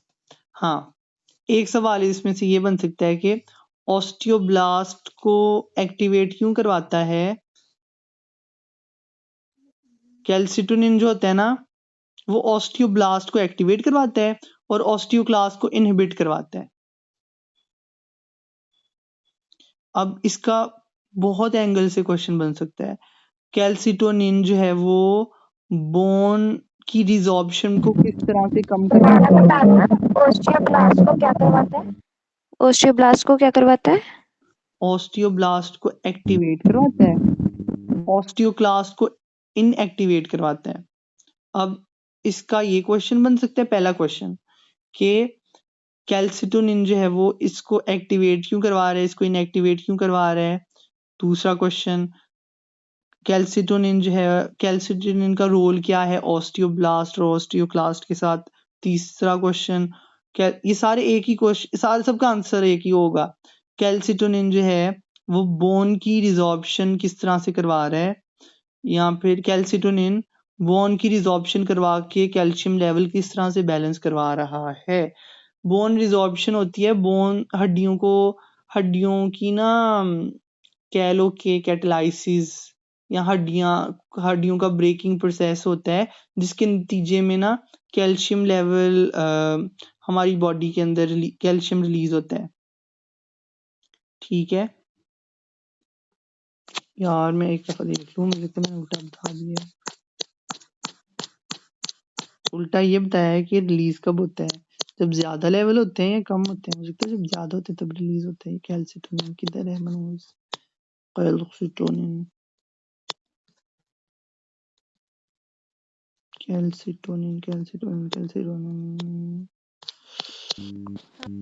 जब ज्यादा होते हैं तब रिलीज होता है। हाँ देखा, मुझे भी शक था, ये तो सारे मैंने कहा मेरे गाँव ही उल्टे पड़े हैं इधर। अच्छा, जब ये ज्यादा होता है तो ये में से कैल्शियम को ले जाकर बोन में डिपॉजिट करवाता है, ये नहीं? नहीं, अम, वैसे ऐसे पीपीटी में नहीं लिखा हुआ अब ऐसा हो भी सकता है वैसे। ऐसा देखो ना, जब ज्यादा होगा ब्लड में कैल्शियम का लेवल ज्यादा हुआ है ना, तो वो बोन में जाके डिपॉजिट आएगा। जहाँ मुझे मिल क्यों नहीं रहा ये। इसकी एक दो और मिल गई वजूहत मिल थी, गई अब मिल मेरे गई मिल जहन गई में मिल नहीं गई आ मिल रही। गई। Low levels of calcium ion suppresses manufacture. High concentration of calcium. हाँ ठीक है। अच्छा, कैल्सिटोनिन कैल्शियम लेवल को कम करवाता है ब्लड के अंदर, इसकी रीअब्जॉर्प्शन कम करवाता है, ठीक है, और किडनी को इनहिबिट करता है कि किडनी को कहता है कि भाई इसको एब्जॉर्ब ना करवाओ, इसको यूरिन की थ्रू बाहर फेंको, इतना ज्यादा है हमारी बॉडी के अंदर यूरिन की थ्रू एफ जो बाहर। मैंने बताया है ना अभी, मतलब ये दो वजूहत थी मुझे याद आई, कि एक तो बोन में डिपॉजिट करवाएगा और दूसरा वही है कि किडनी को इनहिबिट करेगा कि वो कैल्शियम की जो है ना वो रीअब्जॉर्प्शन ना करवाए, बल्कि इसको यूरिन के थ्रू एक्सक्रीट आउट कर दे बॉडी से। बस यही दो हैं इसमें। लेकिन इसका यहाँ पे स्लाइड्स में जिक्र नहीं है। मैंने बहुत इंपॉर्टेंट क्वेश्चन जनरेट किया हुआ है, इतने सारे जो मैंने क्वेश्चन वो बोले तो हैं। है, लेकिन मैम को बताया भी था, तो मैम ने कहा था कि मतलब इसके मेन दो रीजंस यही बनती हैं। अच्छा, खैर वो भी रीजन माइंड में रखो, लेकिन एक रीजन मैं बता रहा हूँ बड़ी पक्की टक्की है। कैल्सिटोनिन क्या करवाता बताओ। है कि ऑस्टियोब्लास्ट को इनएक्टिवेट। अब ऑस्टियोब्लास्ट और ऑस्टियोक्लास्ट में फर्क बताओ बताओ बताओ बताओ। ओस्टियोब्लास्ट होता है बोन फॉर्मिंग सेल्स, मतलब कि उसमें गुड गुड गुड गुड। है ना, और ओस्टियोक्लास्ट में जो होता है कि बोन के सेल्स जो है ना वो टूटते हैं, बस ब्रेक डाउन ठीक है, हो रही तो होती है। आंसर उसी से लिंक कर रहा है, सीधी साफ पदरी बात है। ओस्टियोब्लास्ट होता है जब कैल्शियम का लेवल ज्यादा होता है, और ओस्टियोक्लास्ट तब होता है जब कैल्शियम का लेवल कम होता है। हम्म, हाँ ठीक है, लेकिन कैल्सिटोनिन जो है वो इसको इनएक्टिवेट करवा रहा है और उसको एक्टिवेट करवा रहा है। अब इसको भी समझा दो, चलो तुम्हें समझ आई हुई है बहुत ज्यादा। कैल्शियम किसको एक्टिवेट करवा रहा है? ओस्टियोब्लास्ट को। हाँ, इसको एक्टिवेट करवा रहा है, इसका क्या मतलब होगा? इसको एक्टिवेट करवा रहा है मतलब कि ओस्टियोब्लास्ट का प्रोसेस वो करवा रहा है ना, क्योंकि हमारे ब्लड के अंदर कैल्शियम का लेवल ज्यादा हुआ है, ठीक है, तो हम्म, वो कैल्शियम को बोन के अंदर डिपॉजिट करवाएगा हाँ ये होगा ऑस्टियोब्लास्ट का काम, ठीक ब्लास्ट है। में। हाँ, और और कैल्सिटोनिन एन एक्टिवेट करवा रहा है ऑस्टियोक्लास्ट को, इसका क्या मतलब है? इसका है कि वो मतलब कि ओस्टियोक्लास्ट का प्रोसेस तब होता है जब आपकी बॉडी में कैल्शियम का लेवल लो होता है, लेकिन हमारी बॉडी में तो कैल्शियम लेवल हाई है, तो वो ओस्टियोक्लास्ट नहीं करवाएगा, मतलब कि बोन के सेल्स को ब्रेक डाउन नहीं करेगा, ओस्टियोब्लास्ट करवाएगा। अच्छा ओस्टियोक्लास्ट को इनएक्टिवेट करेगा और अच्छा ओस्टियोब्लास्ट को अच्छा एक्टिवेट करेगा। अच्छा, ऑस्टियोक्लास्ट की जरा बराबर क्लैरिटी देनी थी, तुमने नहीं दी। ऑस्टियोक्लास्ट क्या करवाते हैं? हड्डियों को तोड़ते हैं ताकि उसमें से कैल्शियम निकले। ये बोन डिसॉल्विंग सेल्स होते हैं ना, यही कहा है मैंने। तो ये मेंशन नहीं ना किया, टैग करके नहीं बताया। अच्छा, बता दो टैग करके कि ये फॉर्मिंग सेल्स हैं। तो अब फॉर्मेशन सॉरी डिसॉल्विंग सेल्स है, तो इसकी डिसॉल्वेशन रुक जाएगी, हड्डियां नहीं टूटेंगी, कैल्शियम नहीं रिलीज होगा, तो इस वजह से इनएक्टिव। हाँ, बोन के सेल जब टूटते हैं तो उनमें से कैल्शियम रिलीज होता है, तो ब्लड में कैल्शियम का लेवल जो है वो हाई हो जाता है इस तरह। हमारे ये पास मेन है, सबको पता ही होगा, जाहिर बात है। अच्छा यार, 3 बच्चे रह गए हैं सिर्फ, मैं भी जाऊँ अपना अपना पढ़ते। अच्छा सर नहीं अलिशबा नहीं आपको साहब, तुम समझ क्यों आई है? जाओगे, तुम सर बात करवाओ। सुनो। अलिशबा समझ आई है इसकी? बिस्मा एक मिनट आप सर हाँ जी, हाँ जी। मैम ने एक और क्वेश्चन भी लिखवाया हुआ है। वो उसकी तरफ आ जाते हैं, इसकी समझ आ गई है? हाँ, इसकी आ गई है। अच्छा फिर अभी होल्ड करो, हाँ बताओ बिस्मा। ये जो क्वेश्चन लिखवाया है ना, इसका एक दफा आंसर प्रॉपर, मतलब कि अभी तो ये टूट टूट के बताया ना, एक प्रॉपर आंसर इसका बता दो। ऑस्टियोब्लास्ट और क्लास्ट वाला हाँ क्वेश्चन आ सकता, क्वेश्चंस का पता है सारे किस तरह के आ सकते हैं? हाँ, वो लिख लिए हैं, बस जवाब बता दो। Osteoblast is bone forming cells. So calcium becomes deposit in the bones. So that's why it is activated during high levels of calcium ion in blood, and uh, this process is carried by calcitonin. Osteoclast is bone dissolving cells. Osteoclast become inactive because there are already high levels of calcium in the blood, so there is no requirement of it. So this process is also carried by calcitonin. तो इसको अपनी wording में लिख लेना।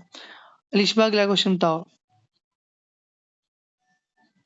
एक तो ये कहा था कि why hypotension cause illness and injury, ये मैंने भी लिखा और है। एक लिखा हुआ है।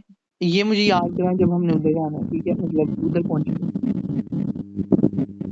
अच्छा ठीक है, और एक ये था why hypothyroidism relate to prolactin, hypothyroidism, relate to prolactin।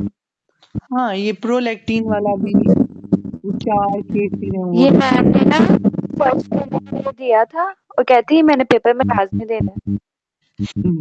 हाँ मैंने इनका आंसर समझाया, डोंट वरी, ये 4 चीजें हैं। 4 ना मैंने कहा था घर पे देखना है। अच्छा जी, सैफ काफी शोर आ रहा है पीछे से। ये लिशबा का माइक वगैरह का मसला है। अच्छा जी, अब ठीक है। अब मेरी एक छोटी सी कहानी सुननी है। वो रेगुलेशन है, ये थायराइड हार्मोन की रेगुलेशन किस तरह से होती है। यार ये थायराइड ग्लैंड को कौन स्टिमुलेट करवाता है बताओ। पिट्यूटरी ग्लैंड का कौन सा हार्मोन होता है, बताना बताना। पिट्यूटरी ग्लैंड, पैराथायरॉयड, वो तो पढ़ा ही नहीं हमने। थायराइड, स्टिमुलेटिंग हाँ हार्मोन। जी हाँ जी हाँ जी हाँ जी, ठीक है। ठीक है, टीएसएच। ओके। तो जब हमारी बॉडी के अंदर थायराइड के हार्मोन्स कम हो जाते हैं ना, तो हमारा हाइपोथैलेमस जो है वो अचानक से शॉक होता है और वो थायरोट्रोपिन रिलीजिंग हार्मोन को सिक्रीट करता है।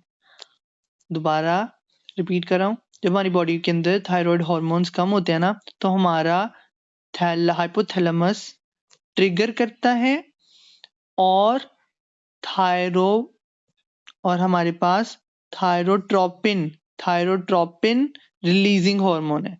थायरोट्रोपिन रिलीजिंग हार्मोन, इसको कहते हैं TRH। TRH को रिलीज करवाता है हाइपोथैलेमस। अब TRH जो है ना वो इंटीरियर पिट्यूटरी ग्लैंड के पास जाता है और इंटीरियर पिट्यूटरी ग्लैंड से TSH को रिलीज करवाता है, जिसको कहते हैं थायराइड स्टिमुलेटिंग हार्मोन। अब thyroid stimulating hormone pituitary gland से हमारे थायराइड ग्लैंड के रिसेप्टर सेल्स के पास जाकर लगता है और T3, T4 और कैल्सिटोनिन की प्रोडक्शन स्टार्ट करवा देता है। उसके बाद T3 और T4 जो है वो ब्लड स्ट्रीम के अंदर चले जाते हैं और उनका लेवल दोबारा से बैलेंस हो जाता है। और जब उनका लेवल दोबारा से बैलेंस हो जाता है ना, तो नेगेटिव फीडबैक आता है हाइपोथैलेमस को कि हाइपोथैलेमस वो जो तुमने बनाया था ना TRH थायरोट्रोपिन रिलीजिंग हार्मोन, उसको ना बनाओ ताकि पिट्यूटरी ग्लैंड के पास वो जाकर TSH को ना रिलीज करे। तो ये नेगेटिव फीडबैक और T3 और T4 बॉडी के अंदर जाके प्रोटीन्स के साथ बाइंड करके काम करते रहते हैं। ये इसका मैकेनिज्म है, समझ आई है।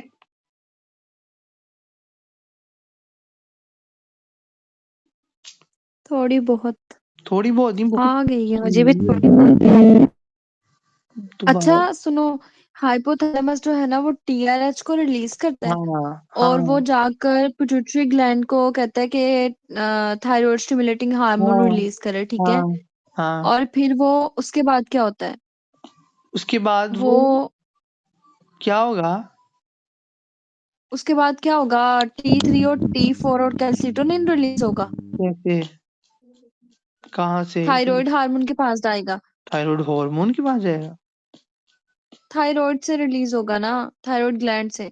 हाँ, थायराइड ग्लैंड का सही, बिल्कुल सही बता रही हो, बस थोड़ा तरतीब दे सही लो बता, अच्छा इसको। दोबारा सुनो।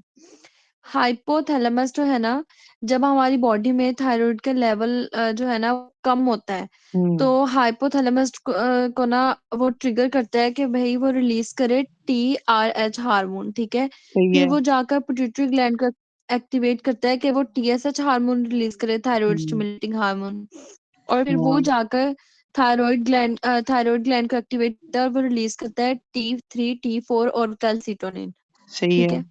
और फिर दोबारा से जो है वो हाइपोथैलेमस जाकर किसको करेगा, थायराइड जो है वो हाइपोथैलेमस के पास जाएगा और उसको मतलब के सिग्नल देगा कि भाई TRH की जो है ना वो प्रोडक्शन वो स्टॉप कर दो। हाँ, ठीक है। इसी तरह है ना। हाँ, ठीक लिशबा आ गई है समझ? हाँ जी, आ गई है। चलो बस, हो गया काम फिर हमारा। अच्छा जी, अब हम चलते हैं, अब हम चलते हैं अच्छा हाइपरथायरॉयडिज्म। साहब, वो जो क्वेश्चन नहीं है आयरन वाला ट्रांसपेरेंट वाला के उसकी वजह से एडिमा किस तरह होता है, यही है ना क्वेश्चन बनता। वो एल्ब्यूमिन वाला है, इतना मिक्स कर दिया चीजों को। नहीं नहीं, तुमने करवाया था ट्रांसपेरेंट वाला में से, तो TRF वाले में से तुमने कहा था कि क्वेश्चन बनता है, वो कौन सा क्वेश्चन था। ट्रांसफेरिन वाले से बनता है, लेकिन वो ये है कि ट्रांसफेरिन जब हमारी बॉडी के अंदर ज्यादा होता है ना, तो इसका क्या मतलब होता है? इसका ये मतलब नहीं होता कि हमारी बॉडी के अंदर आयरन ज्यादा है। नो, इसका क्या मतलब होता है, ये एक दफा क्लियर कर दो। ये बाद में पूछना, अभी जरा करने दो। लेकिन अपने अच्छा, दिमाग में रखो, लिखो इसको।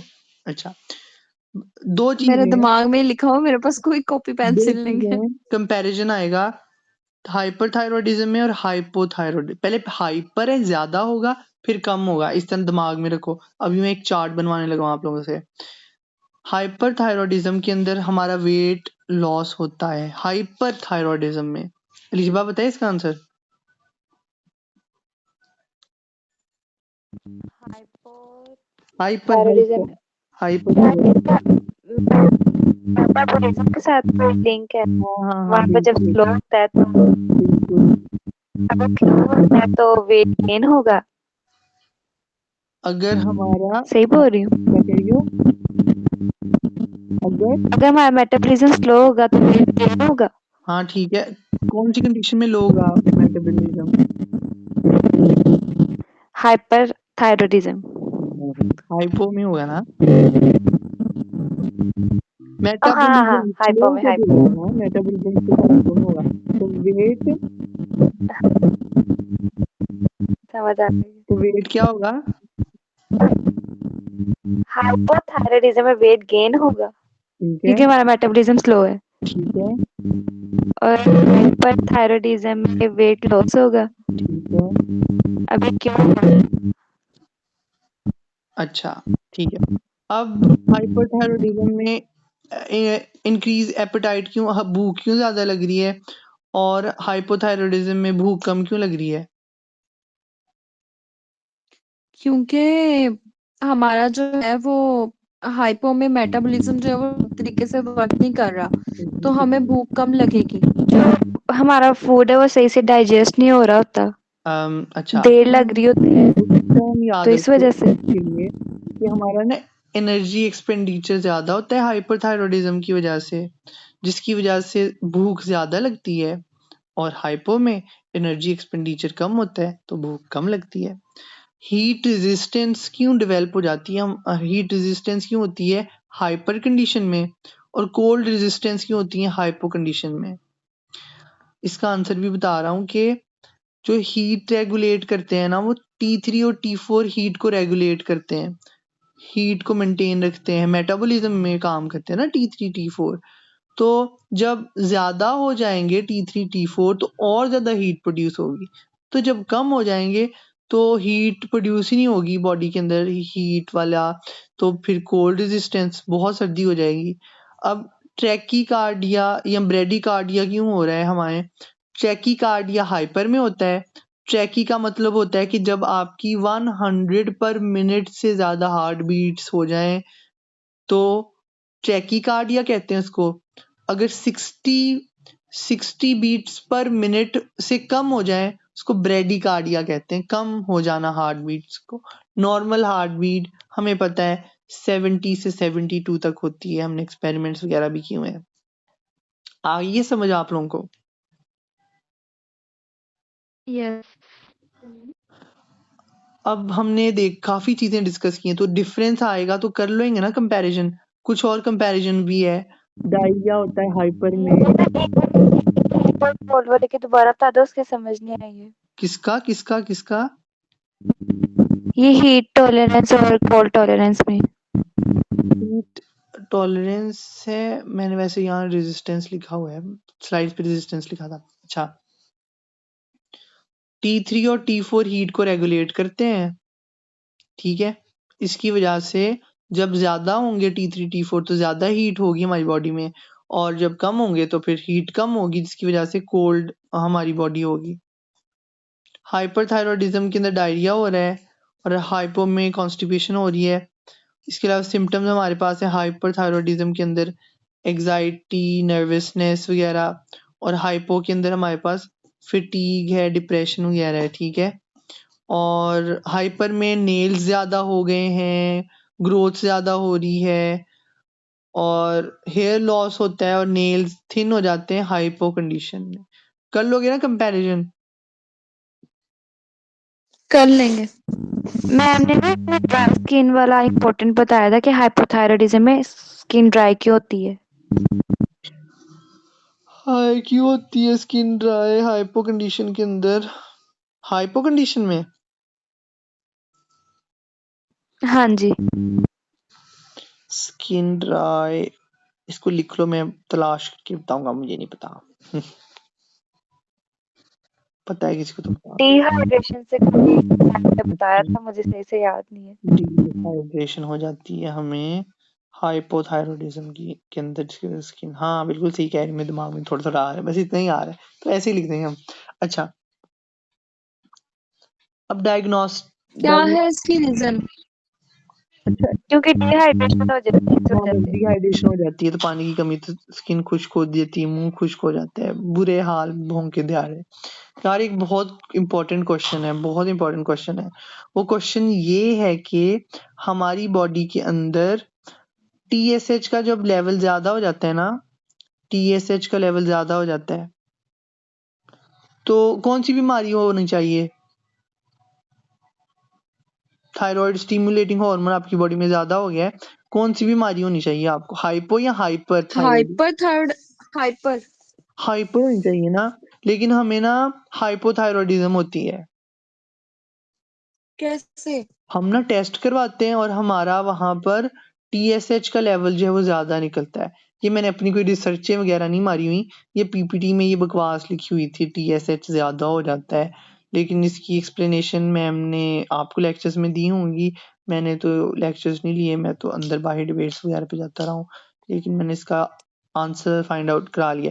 इसके ऑपोजिट फिर सुनो कि अगर हमने ब्लड टेस्ट करवाया है और हमारे ब्लड टेस्ट के अंदर TSH के लेवल, थायराइड स्टिमुलेटिंग के हार्मोन के लेवल कम आते हैं तो हमें जो है वो कम कंडीशन में हाइपरथायरॉयडिज्म होती है, ठीक है। सैफ प्लीज एक दफा दोबारा एक्सप्लेन कर दो, मैंने सुना नहीं, मैंने तो एक्सप्लेन, समझ नहीं आई। मैंने दूसरा क्वेश्चन बताया है, दूसरा क्वेश्चन ये बताया कि वही कह रही हूँ। जब इसके लेवल कम होंगे TSH के तो हमें हाइपरथायरॉयडिज्म होगा, और जब ज्यादा होंगे तो हाइपोथायरॉयडिज्म होगा। स्लाइड्स में लिखा हुआ है कैसे होगा। रीजन भी बताओ ना कैसे होगा। अच्छा मुझे रीजन तलाश करने दो, किधर की बेचारी रीजन। यार इसमें ना नेगेटिव फीडबैक वाली चीज आती है। अब हाइपोथायरॉयडिज्म कंडीशन है, आपकी बॉडी के अंदर T3 और T4 के लेवल्स, T3 और T4 के लेवल आपकी बॉडी के अंदर कम है, तो अब ना नेगेटिव फीडबैक मैकेनिज्म के तहत क्या होगा कि वो किस तरह से हमने मैकेनिज्म पढ़ा था कि सबसे पहले हाइपोथैलेमस क्या करवा रहा था, वो थायरोट्रोपिन रिलीजिंग हार्मोन रिलीज करवाएगा, फिर वो जाएगा पिट्यूटरी, मैं ये ज्यादा कॉम्प्लेक्स कर रहा हूँ, लेकिन वो पिट्यूटरी ग्लैंड के पास जाएगा और कहेगा कि ज्यादा रिलीज करवाओ, बीमारी पिट्यूटरी ज्यादा रिलीज करवाओ, थायराइड स्टिमुलेटिंग हार्मोन को ज्यादा रिलीज करवाओ। इसकी वजह से हमारी बॉडी के अंदर TSH के लेवल्स बहुत ज्यादा होते हैं जब हमारी बॉडी के अंदर T3 और T4 कम होते हैं। समझ आई है?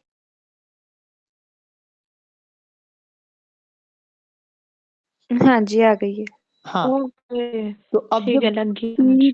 T3 और T4 के लेवल हमारी बॉडी के अंदर ज्यादा होते हैं ना, बहुत ज्यादा होते हैं, तो फिर वो ही TRH को इनहिबिट करवाते हैं और फिर TRH जो है वो TSH को इनहिबिट करवा देता है। तो ज्यादा जब लेवल होते हैं तो TSH इस वजह से कम होता है। समझ आ गई है?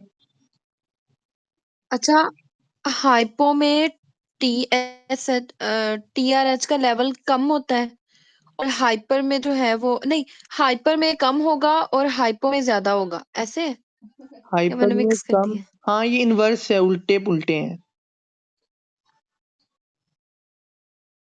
ठीक है, पर ऐसा होगा क्यों? हाइपर में कम होगा और बताओ। हाइपो में ज्यादा होगा। बिस्मा को बताओ, अभी जागी है बेचारी, सो गई थी।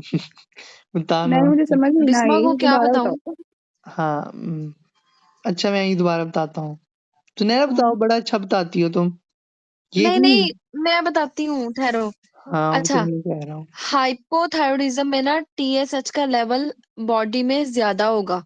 ठीक है, वो इसलिए ज्यादा होगा क्योंकि जब हमारी बॉडी में T3 और T4 के लेवल जो है ना कम होता है, तो जो हमारा थायराइड ग्लैंड होता है वो हाइपोथैलेमस को सिग्नल भेजता है और वहां से TRH हार्मोन रिलीज होता है, फिर वो जाकर पिट्यूटरी ग्लैंड पर उस पर एक्ट करता है। ठीक है, फिर वहां से जो है वो TSH रिलीज होता है और TSH रिलीज हुआ है ना, वो थायराइड ग्लैंड के पास जाकर T3 T4 रिलीज करता है। ठीक है, और हाइपरथायरॉयडिज्म जब हमें होता है तो उसमें इसका लेवल इसलिए लो होता है क्योंकि हमारी बॉडी में पहले से ही T4 का लेवल बहुत ज्यादा हाई है, तो वो TRH की एक मतलब कि उसकी प्रोडक्शन को इनहिबिट कर देता है।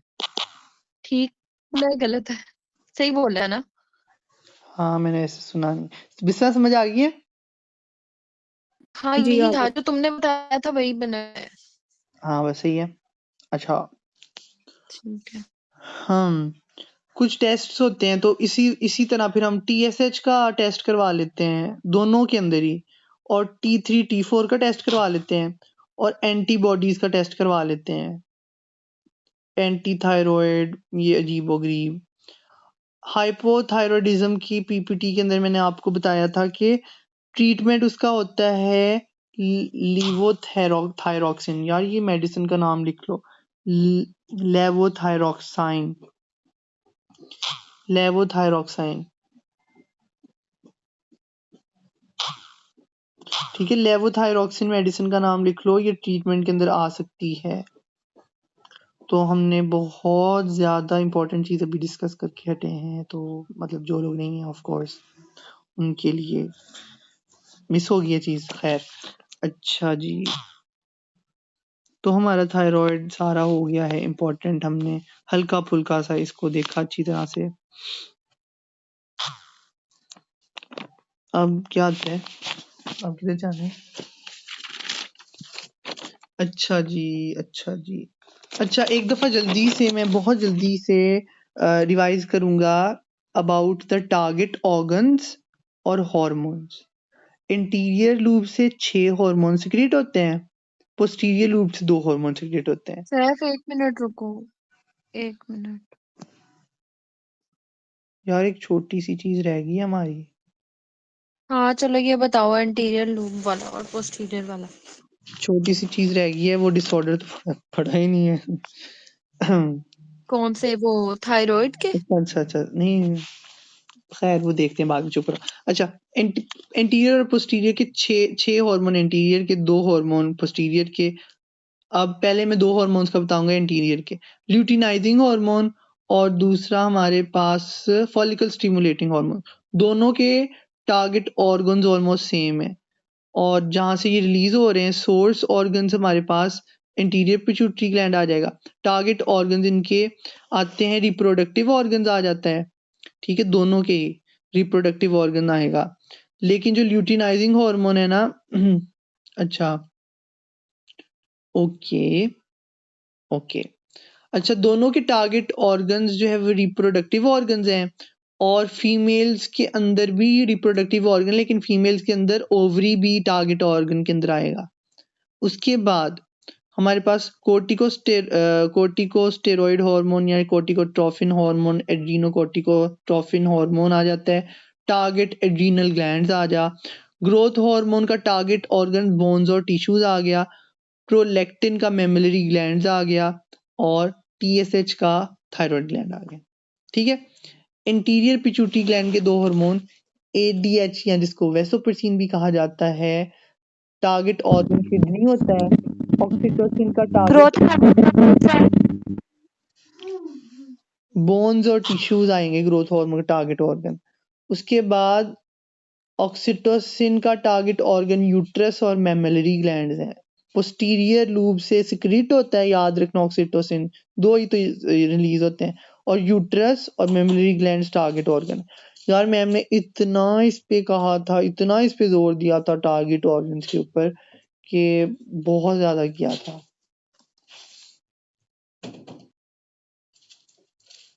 एक बार प्रॉब्लम अच्छा सैफ, ये मैंने आपसे पहले भी पूछा था, मैकेनिज्म ऑफ एक्शन जो है एएचडी के रिलीज होने का, ए ए एडीएच के रिलीज होने का मैकेनिज्म क्या है? ये फीडबैक लूप जो इसके नीचे वाली स्लाइड है, वो इसको एक दफा ऐसे सरसरी सी बता दो। मैं सरसरी ही बताऊंगा, लेकिन उससे पहले बहुत ज्यादा इंपॉर्टेंट दो बीमारियां किधर है बीमारियां, अच्छा, कुशन्स डिजीज, ग्रेव्स डिजीज लिखो दूसरी तरफ, इन दोनों में इतनी कंफ्यूजन आती है कि इसमें क्या होता है उसमें क्या होता है, इसको इस तरह से डिफरेंशिएट करके याद रखना। कुशन्स डिजीज में क्या होता है कि आपके पास कोर्टिसोल ज्यादा हो जाता है तो आपको कुशन डिजीज हो जाती है, कुशिंग्स डिजीज हो जाती है, कोर्टिसोल बहुत ज्यादा हो जाता है, तो इसकी वजह से क्या हो सकती है, आपको ज्यादा आपको पसीना वगैरह आ सकता है और ट्रिमर्स हो सकते हैं, इस तरह की चीजें हो सकती हैं आपको, ठीक है। स्ट्रेस ज्यादा हो सकता है आपका, बल्कि कोर्टिसोल तो स्ट्रेस को मैनेज करवाते नहीं, स्ट्रेस नहीं ज्यादा होगा अच्छा, लेकिन स्ट्रेस की वजह से ये ज्यादा हो सकता है, abnormal stress conditions, prolonged stress conditions की वजह से, कुशन्स डिजीज। उसके बाद जो दूसरी मैंने डिजीज बताई थी वो कौन सी थी, कुशन डिजीज और ग्रेव्स डिजीज। हाँ, दूसरी ग्रेव है। ये किसमें है ग्रेव डिसीज? हाइपरथायरॉयडिज्म में आई। ग्रेव्स डिजीज के अंदर हमारे पास टीएसएच कम होता है, नहीं पता नहीं, मुझे नहीं पता क्या होता है इसके अंदर। हाँ मैं बताता हूँ, एक मिनट। ग्रेव्स डिजीज एक ऐसा ऑटो इम्यून डिसऑर्डर है जिसके अंदर ना आपका जो थायराइड ग्लैंड है वो ओवर सिक्रेटेड प्रोडक्शंस करवाता है थायराइड हार्मोन्स की। ग्रेव्स डिजीज एक ऐसा ऑटो इम्यून डिसऑर्डर है जिसके अंदर आपका थायराइड ग्लैंड ओवर सिक्रीशन करवाता होता है इनकी हार्मोन्स की, थायराइड हार्मोन्स की। अच्छा, उसके बाद मैम का पीपीटी वाला सवाल आ रहा है जो मैम ने कहा था कि आपने इसकी क्लास, रीजन तो बताई नहीं। इसकी रीजन नहीं चाहिए।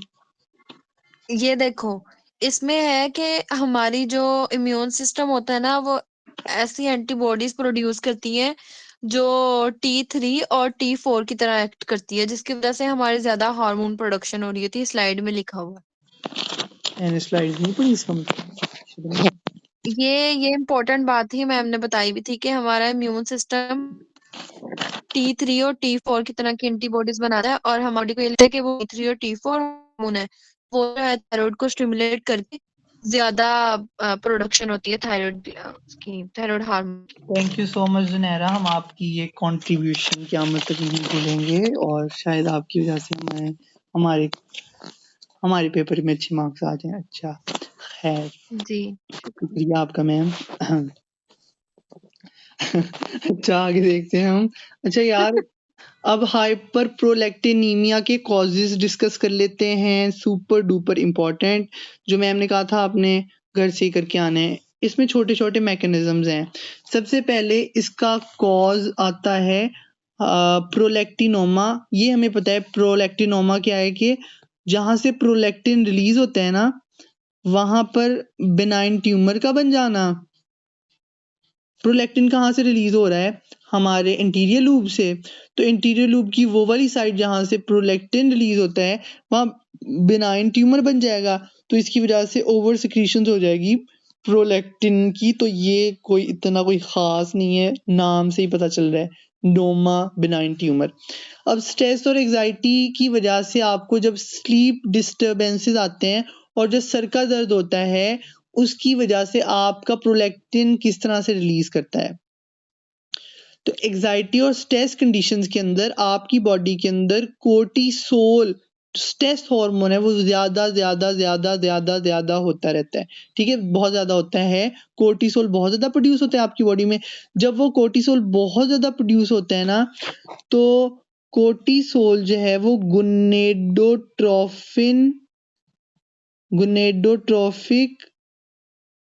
रिलीजिंग हार्मोन को जो है वो इनहिबिट करवा देता है। दोबारा सुनना, जब एग्जाइटी या स्ट्रेस कंडीशन होती है, उसके अंदर कोर्टिसोल हमारी बॉडी में ज्यादा प्रोड्यूस होता है, जो इनहिबिट करवा देता है गोनेडोट्रोफिक रिलीजिंग हार्मोन को। और फिर गोनेडोट्रोफिक रिलीजिंग हार्मोन जो है वो डोपामाइन को जो है वो इनहिबिट करवा देता है। पहले ये एक सीक्वेंस से याद करो, फिर मैं बताता हूँ डोपामाइन से हमारा वो क्यों हो रहा है ज्यादा। ठीक है, इसको हजम करो। हार्मोन को कहा ना कि इनहिबिट करवा देता है। हाँ, गोनेडोट्रोफिक रिलीजिंग हार्मोन को इनहिबिट करवाता है, और जिसकी वजह से हमारा डोपामाइन भी बेचारा इनहिबिट हो जाता है। जुनैरा रिपीट करना। अच्छा, इसमें ना हमारी बॉडी में क्या स्ट्रेस था, कंडीशन की वजह से कोर्टिसोल। हाँ स्ट्रेस कंडीशन की वजह से ना हमारी बॉडी में कॉर्टिसोल बहुत ज्यादा होता है। ठीक है, जब वो ज्यादा होता है तो वो गोनेडोट्रोफिन रिलीजिंग हार्मोन को इनहिबिट करवा देता है, और उसकी वजह से डोपामाइन जो है वो भी इनहिबिट हो जाता है, उसकी सिक्रीशन भी अब या डोपामाइन उसकी के नीचे प्रोडक्शन। लिखो, कि डोपामाइन के नीचे लिखो प्रोलैक्टिन इनहिबिटिंग फैक्टर होता है, कि डोपामाइन जो है ये प्रोलैक्टिन को जो है ये इनहिबिट इसने करवाना होता है डोपामाइन ने। तो डोपामाइन इनहिबिट हो रहा है, तो इसकी वजह से प्रोलैक्टिन का इनहिबिटिंग फैक्टर था ये, इसने प्रोलैक्टिन को रोकना था, तो अब प्रोलैक्टिन रुक ही नहीं रही, जिसकी वजह से आपकी बॉडी के अंदर हाइपर प्रोलैक्टिनीमिया हो जाता है। आ गई है समझ? हाँ आ गई है। अच्छा, अलिशबा समझ आ गई है? हाँ जी आ गई है। चले ठीक है। बिस्मा?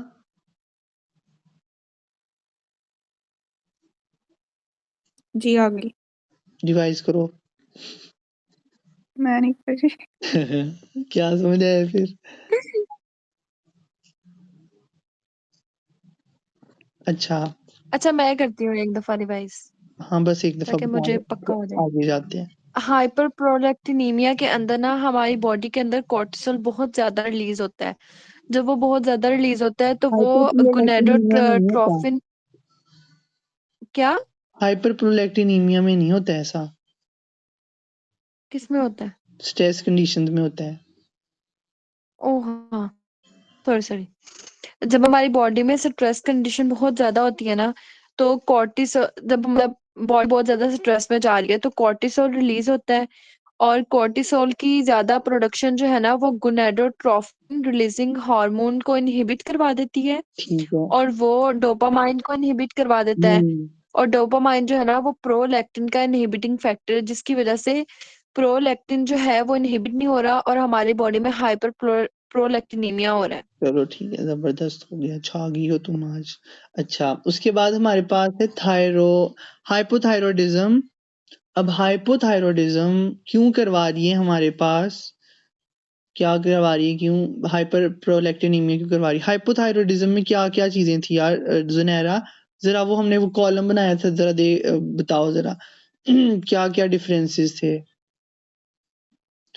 वो उसमें था कि हाइपो में आपको जो है ना वो भूख कम लगती है और हाइपर में आपको भूख ज्यादा लगती है, ठीक है। और हाइपो में आपको हाँ हाँ हाइपर में होता है टैकीकार्डिया हाँ और हाँ, हाइपो में होता है ब्रेडिकार्डिया, ठीक रेडिकार्डिया है। होता है। और हाइपो में जो है वो हमें होती है कूल टॉलरेंस और हाइपर में हाँ, हो जाती है हीट टॉलरेंस। अच्छा और ठीक। और हाइपो के अंदर जो हमारी स्किन हेयर और नेल जो है ना वो थिन हो थिन जाते हो हैं, जाते हैं। ठीक है। हाँ और हाइपर में जो है वो मतलब उनकी नेल जो है वो थिक होते हैं और हेयर ग्रोथ भी ठीक हो रही होती है। और हाइपर में हमें डायरिया होता है और हम्म। हाइपो में हमें होती है कॉन्स्टिपेशन।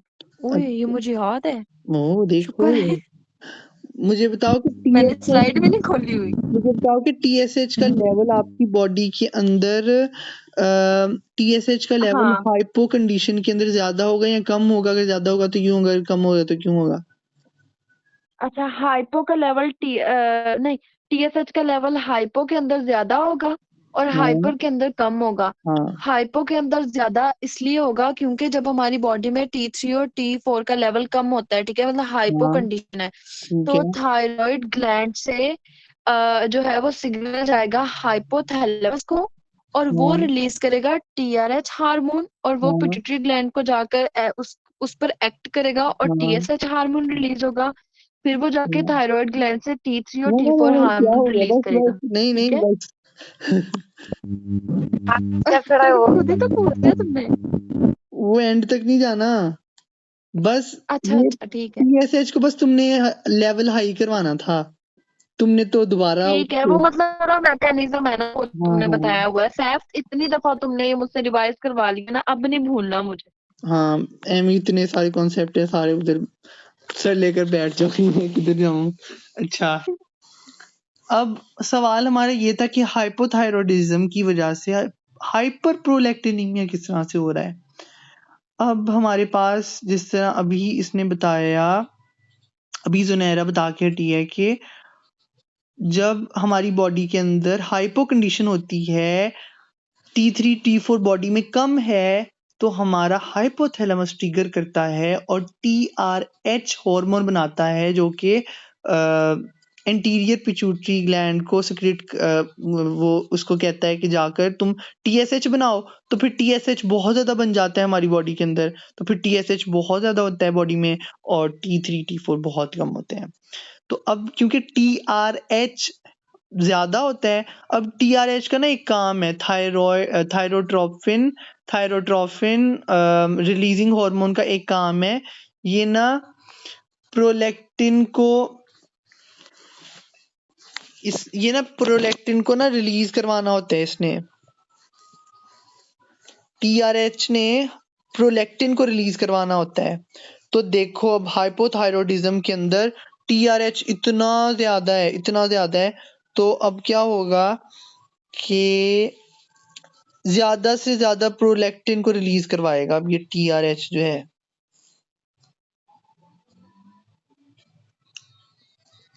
TRH का काम होता है इसने प्रोलैक्टिन को रिलीज करवाना होता है।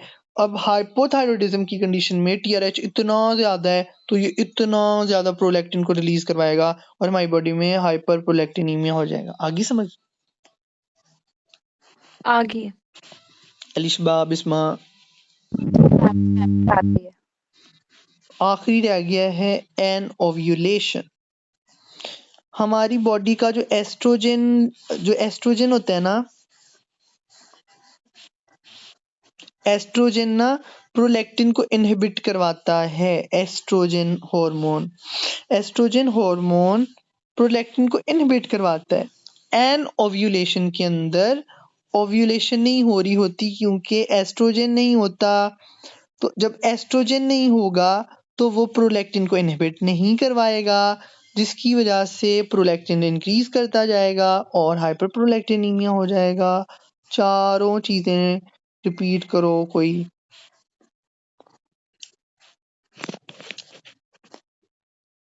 अल्लाह आपका भला करेगा, कोई रिवाइड कर दे, फिर कोई काम की बात भी पढ़ लें हम। कौन करेगा? अलिशबा आप करो। हाँ गुड गुड गुड। जुनैरा तुम कर दो। मुझे कौन सा इतना आते हैं? गलत मलत कर दो अलीशबा, तुम्हारा भी तो कहीं पे तुम फंसोगी ही। बैठी तो ये जुनैरा आपा आपके पास, सारा आपको गाइड करेंगे। अस्तगफिरुल्लाह सैफ, तुमने भी मुझे आपा कह दिया है। यार मेरे हॉस्टल के अंकल भी मुझे आपा कहते हैं। मैंने तुम्हें एजुकेशनल पॉइंट ऑफ व्यू से कहा है, देखो मेरे से आगे निकल गई हो तुम। मैं तुम्हें बताती हूँ। मुझे मेरे चलो हॉस्टल के अंकल आपा कहते हैं, मुझे मेरे बाबा भी आपा कहते हैं, और तुमने भी कह दिए। तो देखो दिल को मतलब कि कनेक्शन बन जाते। चलो इतनी इज्जत। अलिशबा बताना जरा, फिर जुनैरा बता देगी गलत होगी तो। खैर तुम गलत नहीं सही है। जुनैरा बताएगी। सबसे अगला पहले मैं रिपीट कर दूंगी। हाँ जुनैरा बता दो, प्रोलैक्टोनीमिया वाला बता दो, इसको मुश्किल वाला इसको दो जरा। अच्छा, प्रोलैक्टिनीमिया में क्या होता है? हमारे पिट्यूटरी ग्लैंड के अंदर ना ट्यूमर बन जाता है, ठीक है। जब मतलब बॉडी के अंदर, मतलब किसी भी ऑर्गन के अंदर कोई भी ट्यूमर वगैरह आता है, कोई भी ऑब्स्ट्रक्शन वगैरह होती है ना, तो वो एबनॉर्मल तरीके से वर्क करता है। तो इसके अंदर क्या होगा, जब हमारे पिट्यूटरी ग्लैंड के अंदर ट्यूमर बन जाएगा तो ज्यादा प्रोलैक्टिन रिलीज होगा। जरा यही छोटी है ना सर? छोटी सी करेक्शन करने की जरूरत है। हाँ बिल्कुल बिल्कुल ऐसे ही है, बिल्कुल हाँ। ऐसे ही है। जहां से हमारा प्रोलैक्टिन रिलीज हो रहा है, अगर वहां पर ट्यूमर बनेगा तो फिर प्रोलैक्टिनीमिया होगा। हम्म। बस अलिशबा और बताओ। स्ट्रेस। नहीं अलिशबा ने बताना है। अलिशबा बताओ कि स्ट्रेस की वजह से क्यों हो रहा है हाइपर प्रोलैक्टिनीमिया। जब कोर्टिसोल के जब कोर्टिसोल ज्यादा हो जाए तो वो इनहिबिट करती है। वो हार्मोन का नाम क्या था वो बता दो बस। हाँ गोनेडोट्रोफिन रिलीजिंग हार्मोन। क्या है? गुनेडो। ट्रोफिन रिलीजिंग हार्मोन हाँ, तो फिर इसकी वजह से जो डोपामाइन है वो भी इनहिबिट हो इनहिबिट जाएगा। हो जाता है। तो डोपामाइन का काम क्या होता है? ये वो स्ट्रेस लेवल है, वो हम्म हार्मोन प्रोड्यूस हाँ, क्या था? हाइपर प्रोलैक्टिन की प्रोडक्शन को इनहिबिट करता है, हाँ रोकता है। डोपामाइन ने ना प्रोलैक्टिन की प्रोडक्शन को इनहिबिट करना होता है, लेकिन अब प्रोलैक्टिन आ ही नहीं रहा तो उसकी अब जो है हमारे पास डोपामाइन आ ही नहीं रहा, तो प्रोलैक्टिन की जो प्रोडक्शन है वो इनहिबिट हो ही नहीं रही। तो मतलब वो बनी जा रहा है। इसकी वजह से हाइपर सेक्रीशन हो गई है। हाइपरथायरॉयडिज्म की वजह से किस तरह से हो रहा है जुनैरा, और एन ओव्यूलेशन की वजह से किस तरह से हो रहा है बता दो। अच्छा, इसमें ना हमारे पास टीआरएच हार्मोन है, वो जो है ना, वो प्रोलैक्टिन को इनहिबिट करता हम्म है, ठीक है, ये ना। वो जो प्रोलैक्टिन को इनहिबिट करे, वो ज्यादा से ज्यादा रिलीज होगा, प्रोलैक्टिन भी ज्यादा रिलीज होगा, ठीक है।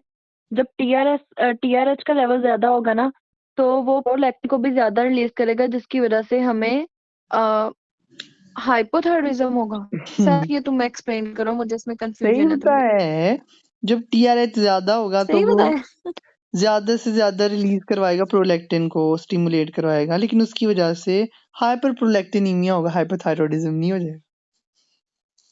वही हाइपरप्रोलैक्टिनीमिया होगा, ठीक है। क्योंकि हमारे पास हाइपोथायरॉयडिज्म में टीआरएच का लेवल ज्यादा होता है, एन ओव्यूलेशन का बता ठीक जल्दी है। से। एनोव्यूलेशन में हमारे पास जो होता है ना एस्ट्रोजन हार्मोन, वो इनहिबिट करवाता है प्रोलैक्टिन को, ठीक है। तो हमारे पास एनोव्यूलेशन में एस्ट्रोजन हार्मोन ही नहीं प्रेजेंट होता और वो प्रोलैक्टिन को इनहिबिट नहीं करवाता, जिस वजह से हमें हाइपर प्रोलैक्टिनीमिया होता है। बहुत जल्दी से जुनैरा की क्वेश्चन की तरफ चलते हैं। जुनैरा ने कहा था कि एडीएच किस तरह से हो रहा है, किस तरह से एडीएच रिलीज हो रहा है, कब होना है। तो एडीएच जो होता है ना एंटी डायूरेटिक हार्मोन होता है और ये पोस्टीरियर पिट्यूटरी ग्लैंड से रिलीज होता है, पोस्टीरियर पिट्यूटरी ग्लैंड से। और इसके जो टारगेट ऑर्गन होता है वो किडनी होता है और इसका काम क्या होता है, इसने वाटर लॉस को कम करवाना होता है बॉडी से, या कह लो कि वाटर को रीअब्सॉर्ब करवाना होता है। अब क्या होता है कि जब हमारी बॉडी के अंदर हमारी बॉडी की ऑस्मोलैरिटी ज़्यादा हो जाती है ना और हमारा ब्लड वॉल्यूम कम हो जाता है। ब्लड की ऑस्मोलैरिटी का मतलब होता है कि ब्लड के अंदर जो सोल्यूट्स हैं, जो नमकियात हैं वो ज़्यादा हो जाएं एज कम्पेयर टू पानी। पानी थोड़ा है, नमकियात ज़्यादा है। इसको कहते हैं कि हमारे बॉडी के अंदर हमारा ब्लड ऑस्मोलैरिटी ज़्यादा हो गई है और हमारा ब्लड वॉल्यूम कम हो जाता है। इसकी वजह से पानी नहीं ना है, इस वजह ब्लड वॉल्यूम कम है। अब ब्लड वॉल्यूम कम का मतलब ये भी होता है कि आपका ब्लड प्रेशर कम है। याद है ना कि नमक खा रहे थे तो पानी ज्यादा रिटेन हो रहा था, पानी ज्यादा रिटेन हो रहा है तो ब्लड वॉल्यूम ज्यादा हो गया, तो ब्लड वॉल्यूम ज्यादा हुआ है तो ब्लड प्रेशर ज्यादा हो गया है। तो यहाँ मैं कह रहा हूँ ब्लड वॉल्यूम कम है, इसका मतलब ब्लड प्रेशर भी आपका कम होगा इसमें। और आपकी ब्लड ऑस्मोलैरिटी ज्यादा है। ऑस्मोलैरिटी मतलब के नमकियात, सॉल्ट्स वगैरह एज कम्पेयर टू पानी की निस्बत ज्यादा है, ठीक है, हो जाते हैं। तो अब हमारा एंटी डायूरेटिक हार्मोन ट्रिगर करता है पोस्टीरियर पिट्यूटरी ग्लैंड से और ये ना किडनी के ऊपर आकर एक्ट करता है। एंटी डायूरेटिक हार्मोन को वैसोप्रेसिन भी कहते हैं, किडनी के ऊपर आकर एक्ट करता है और किडनी के अंदर जो ब्लड वेसल्स वगैरह है ना उसमें वेसो कंस्ट्रिक्शन करवा देता है ताकि पानी ज्यादा लॉस ना हो और पानी की ज्यादा से ज्यादा रीअब्जॉर्प्शन करवाता है, ठीक है।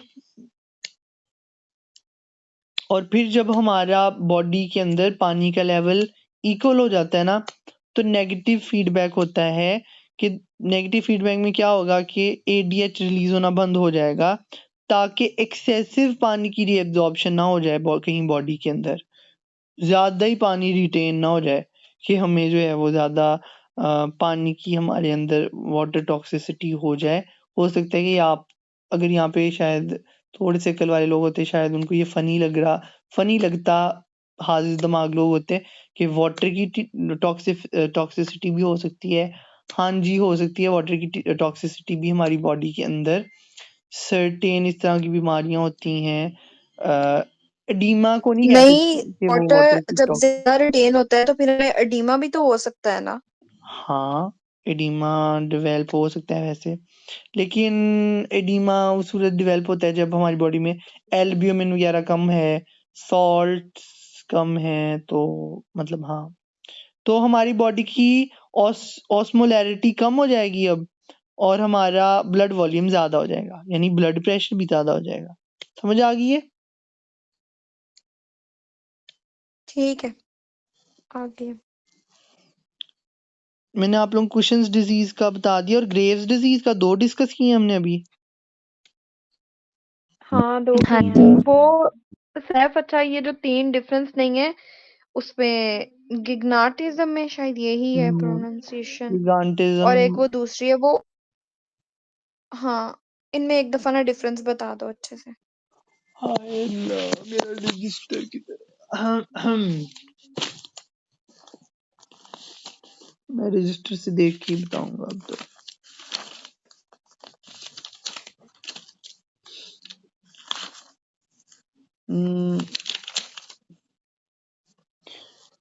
जो एक्रोमेगाली होता है ना उसके अंदर ग्रोथ हार्मोन ज्यादा होता है जब आपकी ग्रोथ प्लेट बंद हो चुकी होती है। एक्रोमेगाली में ग्रोथ हार्मोन ज्यादा तब होता है जब आपकी ग्रोथ प्लेट बंद हो चुकी होती है, जबकि गिगांटिज्म के अंदर ग्रोथ प्लेट अभी क्लोज नहीं हुई होती और आपकी तब ग्रोथ हार्मोन ज़्यादा होता है।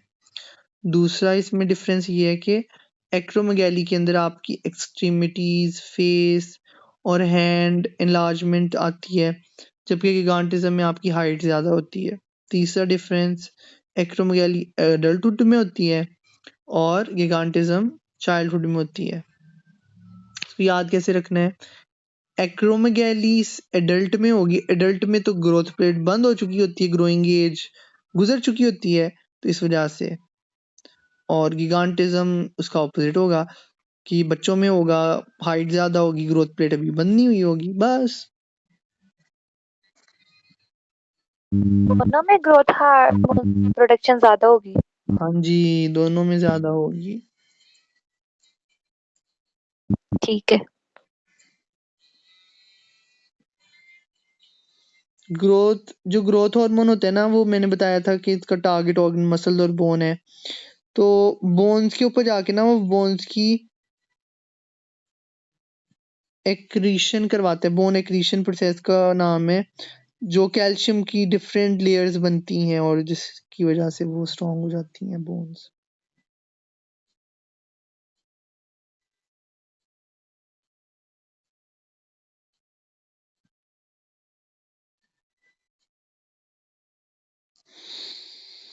Prolactin, thyroid stimulating hormone, Graves disease, ये वो प्लांट बनना। यार आप लोग ना वो देख लेना कुछ चीजें जो मैंने स्किप की हैं, जिस तरह से मैकेनिज्म ऑफ एक्सोक्राइन हार्मोन्स।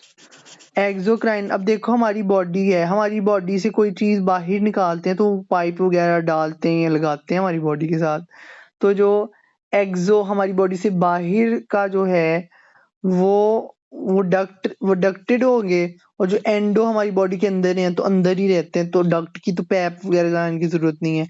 तो वो एंडोक्राइन ग्लैंड जो होंगे वो हमारे पास क्या होंगे, एंडोक्राइन ग्लैंड्स डक्टलेस होंगे।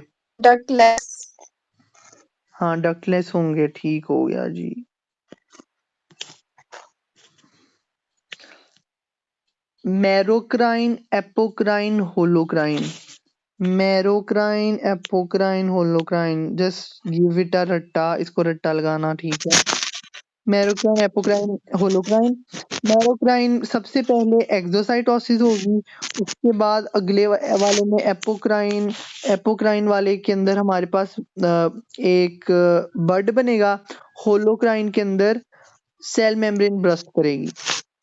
पहले वाले के अंदर एक्सोसाइटोसिस, मैरोक्राइन, एपोक्राइन, होलोक्राइन। इसको बार बार पढ़ना, सीक्वेंस को याद रखना।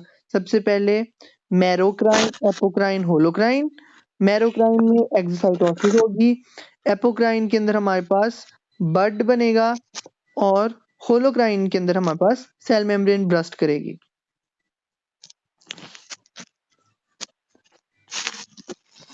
हाइपरहाइड्रोसिस और ब्रोमहीड्रोसिस में डिफरेंस आ सकता है। हाइपरहाइड्रोसिस में हमारे पास एक्सेसिव स्वेटिंग होती है, हाइपरहाइड्रोसिस। और ब्रोमहाइड्रोसिस में आपका बॉडी ऑर्डर जो है वो ज्यादा हो जाता है, स्मेल बहुत ज्यादा आती है बॉडी से। Sufiyan kindly mute your mic, मैंने कर दिया है, चलो। अच्छा गाइस, उसके बाद छोटी छोटी ये भी डिजीजेज हैं, ब्रेनर्स ग्लैंड हाइप्लेजिया। इसमें क्या होता है कि नंबर ज्यादा हो जाता है, नॉन कैंसरस ट्यूमर बनता है आपके ड्यूोडेनम के अंदर।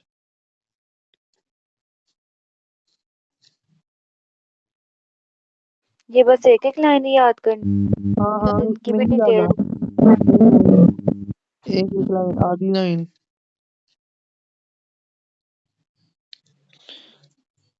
फीडबैक, नेगेटिव फीडबैक में एग्जांपल आती है इंसुलिन और ग्लूकागॉन की, पॉजिटिव फीडबैक में प्रोलैक्टिन की।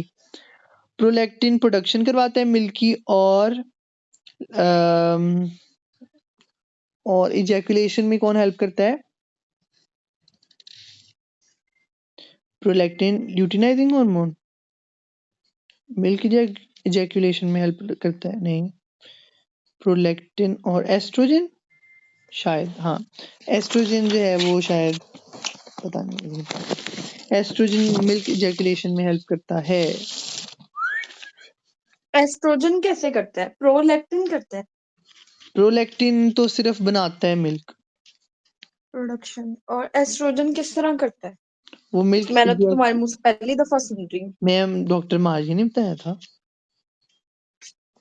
अच्छा, डी नोवो लिपोजेनेसिस क्या होती है बताओ?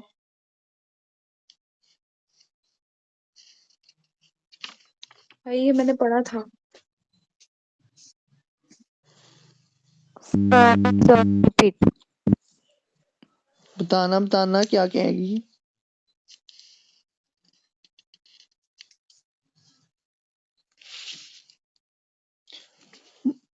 डी नोवो लिपोजेनेसिस आवाज ही मुझे तुम्हारी सही नहीं आ से रही। देखो मुझे खुद सही से नहीं पता। सिंथेसिस होती है फैटी एसिड्स की, पता नहीं क्या बताया था, मुझे याद नहीं है हाँ सही ऐसे से। है, बहुत इंपॉर्टेंट आ गया पेपर में, लिखा हुआ है, पता नहीं मैम ने क्या क्या पेपर में दिया, इतने इंपॉर्टेंट क्वेश्चन है क्या हमें मैम ने इतना स्ट्रेस दिया हुआ है। खैर छोड़ो, इंपॉर्टेंट है गाइस। फूड हम खाते हैं वो माउथ में जाते हैं, माउथ से स्टमक में जाते हैं, फिर वो उधर से इंटेस्टाइन में जाते हैं और इंटेस्टाइन में जाके उनकी काइलोमाइक्रॉन्स बनते हैं और काइलोमाइक्रॉन्स के अंदर ट्राइग्लिसराइड्स होते हैं, प्रोटीन्स होते हैं, फैटी एसिड्स होते हैं, vitamin A B C D E F सारा कुछ होता है, एंजाइम्स भी होते हैं इसके अंदर काइलोमाइक्रॉन के अंदर, ठीक है। और लैक्टील्स बनाते हैं। लैक्टील्स क्या होते हैं यार? लैक्टील्स क्या होते हैं मुझे नहीं पता। फिर काइलोमाइक्रॉन्स जो हैं उसके लैक्टील्स बनते हैं शायद। यार लैक्टील्स क्या होते हैं? मुझे सर्च करके बताना कोई लैक्टील्स क्या होते हैं। उसके बाद मुझे शायद पता हो, मुझे मेरे माइंड से निकल गया। काइलोमाइक्रॉन्स के बाद लैक्टील्स बनते हैं और लैक्टील्स के बाद क्या होता है कि जो काइलोमाइक्रॉन होता है वो फैट ट्राइग्लिसराइड्स को देता है, मसल्स को और एडिपोज टिश्यूज को, और यही काम होता है, ये एलपीएल करवाता है लिपोप्रोटीन लाइपेज। वो लीवर के सॉरी लिपिड मेटाबॉलिज्म में कुछ एंजाइम्स इस्तेमाल होते हैं ना,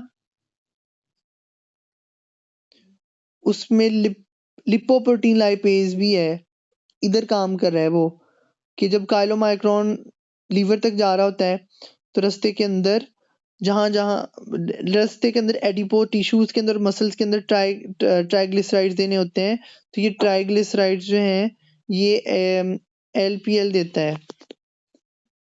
इमरान रोटी दें, तो ये एलपीएल देता है, ठीक है।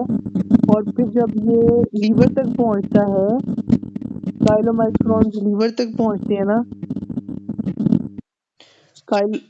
काइलोमाइक्रॉन जब लीवर तक पहुंचते हैं तो ये सिर्फ कुछ रेमिनेंट्स बने होते हैं, कुछ रेमिनेंट्स बचते हैं, तो लीवर खुद से भी कोलेस्ट्रॉल को बना रहा होता है, तो खुद से बनाया हुआ कोलेस्ट्रॉल और इन रेमिनेंट्स ऑफ काइलोमाइक्रॉन मिलकर जो है वो वीएलडीएल बनाते हैं। इसको कहते हैं डी नोवो लिपोजेनेसिस के रेमिनेंट्स ऑफ काइलोमाइक्रॉन, रेमिनेंट्स ऑफ काइलोमाइक्रॉन्स और लीवर का एंजाइम मिलकर क्या बनाते हैं? वीएलडीएल। इसको डी नोवो लिपोजेनेसिस कहते हैं, ठीक है।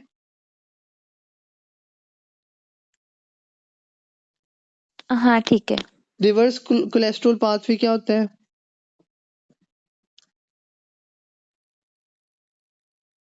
रिवर्स कोलेस्ट्रॉल पाथवे होता है,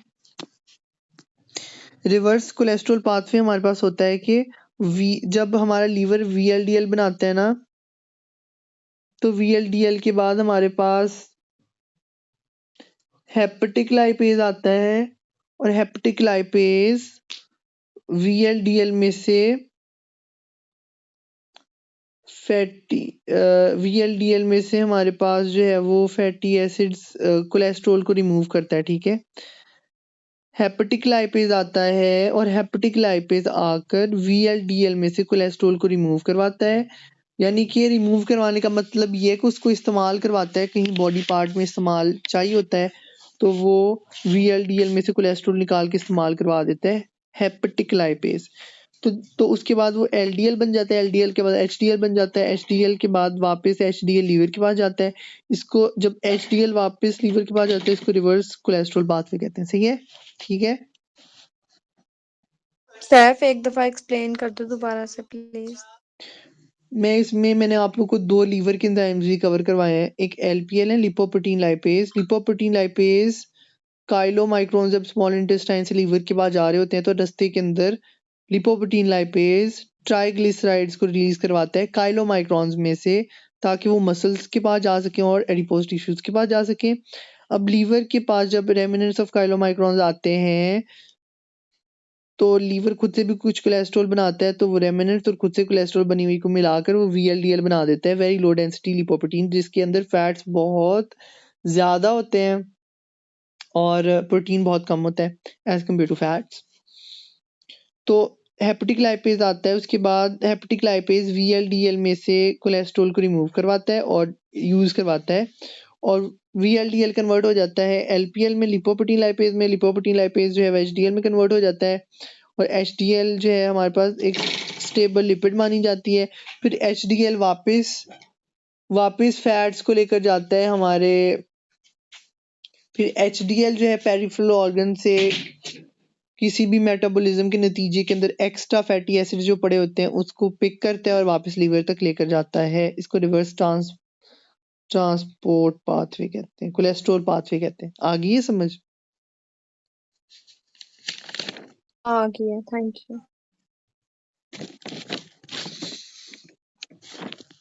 दो हमने एंजाइम कर लिए, लिपोप्रोटीन लाइपेज भी कर लिया है। लिपोप्रोटीन लाइपेज क्या करवा रहा था? लिपोप्रोटीन लाइपेज क्या करवा रहा था?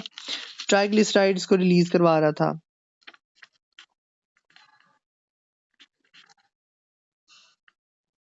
ट्राइग्लिसराइड्स को रिलीज करवा रहा था काइलोमाइक्रोन से, और हेपेटिक लाइपेज जो है वो वीएलडीएल में से कोलेस्ट्रॉल को रिलीज करवा रहा था। एक एलकैट आता है, एलकैट को कहते हैं लेसिथिन कोलेस्ट्रॉल एक्राइल ट्रांसफरेज, और ये एलकैट क्या करवाता है?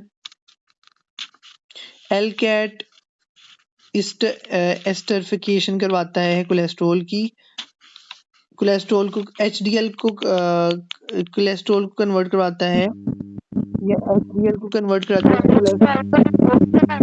जेल से क्या?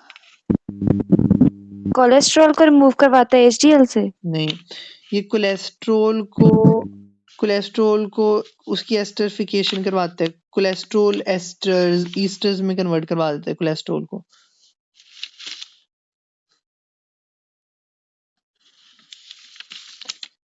मोबिलाइजिंग लाइपेज क्या करवाते हैं? हमारे एडिपोज टिश्यूज के अंदर जो फैटी एसिड्स वगैरह स्टोर हुए होते हैं, तो हमारी बॉडी को जब जरूरत होती है उनकी, कार्ब्स नहीं लेते जब, तब मोबिलाइजिंग लाइपेज आता है। मोबिलाइजिंग लाइपेज उन स्टोर्ड फैटी एसिड्स को रिलीज करवा देता है हमारे एडिपोज टिश्यू से।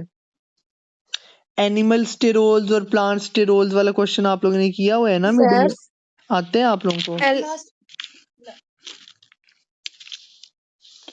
प्लांट स्टेरोल्स और एनिमल स्टेरोल्स।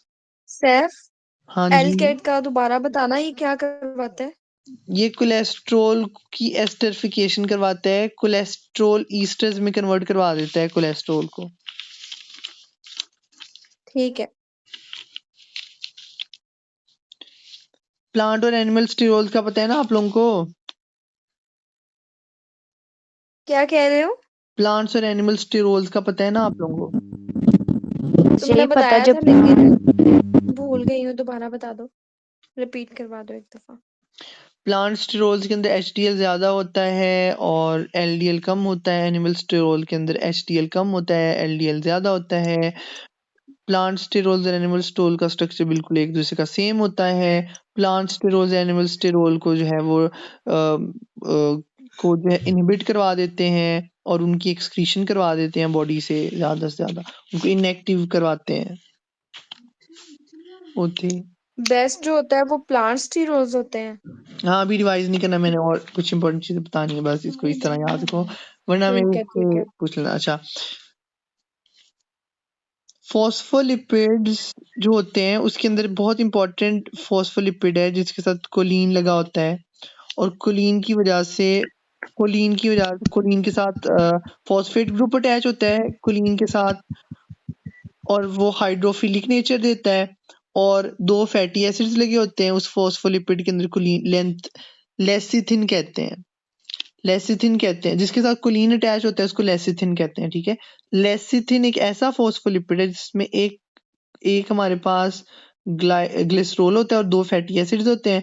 जो 2 फैटी एसिड्स होते हैं वो हाइड्रोफोबिक होते हैं, और इसके साथ जो एंड वाली चेन के ऊपर जो है वो फॉस्फेट ग्रुप अटैच होता है कोलिन के साथ, जिनकी हाइड्रोफिलिक नेचर होती है, जिसकी वजह से ये हमारे ब्लड के अंदर सस्पेंड होते हैं हाइड्रोफिलिक नेचर की वजह से। अब ये जो फॉस्फोलिपिड्स हैं, ये जो लेसिथिन है जिसके साथ कोलिन अटैच हुआ है, ये इमल्सिफायर्स का काम करते हैं हमारी बॉडी के अंदर। इमल्सिफायर्स क्या करते हैं, ये फैट्स की ब्रेक डाउन करवाते हैं, उनको स्मॉल ग्लोब्यूल्स के अंदर कन्वर्ट कर देते हैं, और मिल्क को बेस्ट इमल्सिफायर कहा जाता है। लेसिथिन लीवर के अंदर होता है, लीवर से मुराद है जानवरों के लीवर में सोर्सेज लेसिथिन के, सोयाबीन्स में, व्हीट में। इनका रोल क्या है, इमल्सिफायर्स का रोल क्या होता है, फॉस्फोलिपिड्स का रोल क्या होता है, या फॉस्फोलिपिड्स का एज ए इमल्सिफायर रोल क्या होता है हमारी बॉडी में। ये अलाउ करते हैं fat and water soluble constituents को इनटू द सेल, कि ये सेल के अंदर आ सकें, वाइल और जो फैट सोल्यूबल विटामिन है उनको भी आ सकें, और हॉर्मोन्स को भी आ सकें सेल के अंदर। फॉस्फोलिपिड्स एज एमल्सिफायर ये अलाउ करते हैं कि, क्योंकि ये फैट सोल्यूबल नेचर भी होता है और वाटर सोल्यूबल भी होते हैं, दोनों कॉन्स्टिट्यूएंट्स हैं इनके अंदर, हाइड्रोफोबिक हाइड्रोफिलिक, तो इस वजह से दोनों को ये फैट वगैरह को आने देते हैं। इसके अलावा एज ए मल्सीफायर ये बॉडी के अंदर एक्ट करते हैं, फैट बॉडी या ब्लड के अंदर इन्हीं की वजह से सस्पेंडेड होती हैं। उसके बाद हाइड्रोजिनेशन की बात कर लेते हैं। हाइड्रोजिनेशन के ना 2 फायदे होते हैं हमारे पास। हाइड्रोजिनेशन प्रोटेक्ट करती है हमें ऑक्सीडेशन के अगेंस्ट, और हमारे खाने की शेल्फ लाइफ इंक्रीज हो जाती है, और ये खाने का टेक्सचर जो है वो ऑल्टर कर देती है, जिसके अंदर मार्जिनिन आ जाती है। मार्जिनिन या मैग्नीन हमारे पास डाइटरी फैट है। शॉर्टनिंग्स हमारे पास जो है वेजिटेबल ऑयल से बनी होती हैं, हाइड्रोजनेटेड होती हैं। अब जितनी ज़्यादा क्रीम होगी कोई चीज़, जितना ज़्यादा केक होगा, जितनी ज़्यादा कचौरी बेकरी चीज़ें, चिप्स खाएं, इनमें ज़्यादा शॉर्टनिंग होती हैं, और ये ज़्यादा सारी की सारी चीज़ों में ट्रांस फैट्स होते हैं जो कि अनस्टेबल होते हैं, हाईली रिएक्टिव होते हैं, बाइंड कर जाते हैं, और इनका स्ट्रक्चर जो है वो डीनेचराइज हो जाता होता है, और ये जब भी जाकर जहाँ पे भी एक्यूमुलेट हो जाते हैं ये फैट्स को अट्रैक्ट करते हैं, जिसकी वजह से हमारी बॉडी के अंदर जो है वो डेवलप हो जाती है डिजीज, थायरो जो भी थी वगैरह वगैरह। अच्छा अच्छा, सैफ, बात सुनना, वो जो हाँ मैंने आपसे क्वेश्चन नहीं पूछा था स्टार्ट में फेरेटिन वाला, वो बता दो प्लीज, मेरा मोबाइल बंद होने लगा है। हाय हाय, उससे पहले एक छोटा सा कुछ बताने लगा, कितनी बैटरी है? सैफ जल्दी, 4% बैटरी है, वो बंद हो जाना बताना, है 2 पे। चलो जो बताने लगा था वो मैंने नहीं बताना, चलो वो बता दो जो तुम पूछ नहीं रहे नहीं, बता दो बता दो। हो। नहीं, वो स्लाइड में लिखा हुआ है, पढ़ लेना यार, बहुत ज्यादा है। अल्लाह अल्लाह, मैंने हाँ, बहुत कुछ नहीं पढ़ा अच्छा हुआ। वो लास्ट वाले क्वेश्चन का आंसर दो ताकि मैं लीव कर सकूं, टाइम भी बहुत हो कौन गया। सा? फेरेटिन वाला जो था, यार इट इज जो वेरी, तो ये बट मतलब बहुत मजे का इसका आंसर है। बस फेरेटिन ट्रांसपोर्टर्स होते हैं, ट्रांसपोर्टर समझ लो गाड़ियां होती हैं, 5 गाड़ियां हैं आपके पास, ठीक है, और आपके पास जो है वो 15 बंदे हैं, तो 5 गाड़ियों में एक गाड़ी में 5 लोग बैठ के आसानी से चले जाते हैं। तो इसका क्या मतलब हुआ कि 5 गाड़ी में 15 लोग चुप करके बैठ के चले जाएंगे। लेकिन आपके पास अब क्या है, आपकी बॉडी के अंदर डेफिशिएंसी है, आयरन डेफिशिएंसी है, ठीक है।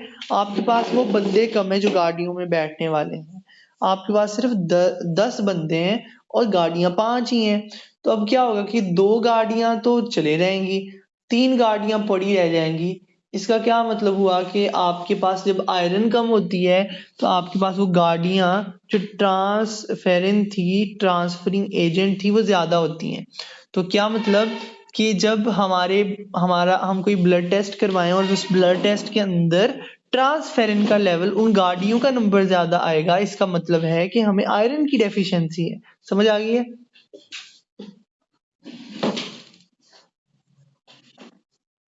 ठीक है। अगर आयरन कम होगा तो ट्रांसफेरेंस ज्यादा होगा। Sorry, C answer. सुनहरा। अगर आयरन कम होगा तो ट्रांसफेरेंस ज्यादा होगा। हाँ अच्छा चलो ठीक है। ठीक है, और कुछ भी पूछना हो मुझे मैसेज कर देना, मैं बता दूंगा। लाजमी पूछ लेना मेरे से कुछ भी स्लाइड में से भी, ताकि मेरा भी वो रिवाइज हो जाए। चलो ठीक है, मैं मीटिंग वो एंड कर बता रहा हूँ। आखिरी बात सुनो। बताओ। एल्ब्यूमिन अगर हमारी लो बॉडी में होगा तो वो एडिमा एल्ब्यूमिन का का लेवल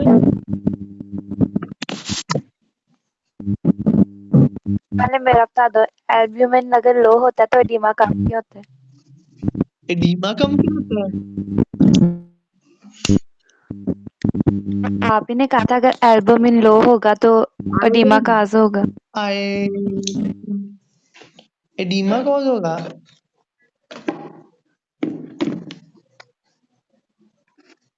क्या बोला था? एडिमा हुआ था, आयरन बोला था।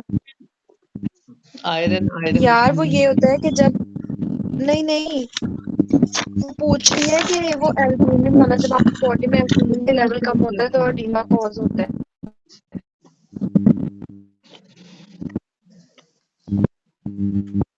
यार वो ना, अच्छा सैफ मेरी बात सुनो।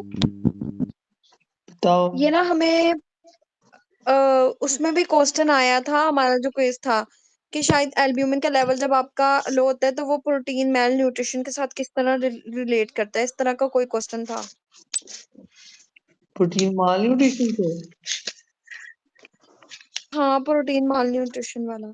प्रोटीन माल न्यूट्रिशन में आपका एडीमा डेवलप ठहरो हुआ मैं ना होता है। आपको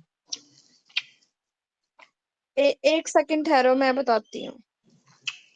वो अच्छा ये सैफ था, मेरी if protein albumin level are lower than normal it may be a sign of malnutrition। हाँ इसका आंसर जल्दी जल्दी बताना, मेरा मोबाइल बंद होने लगा है।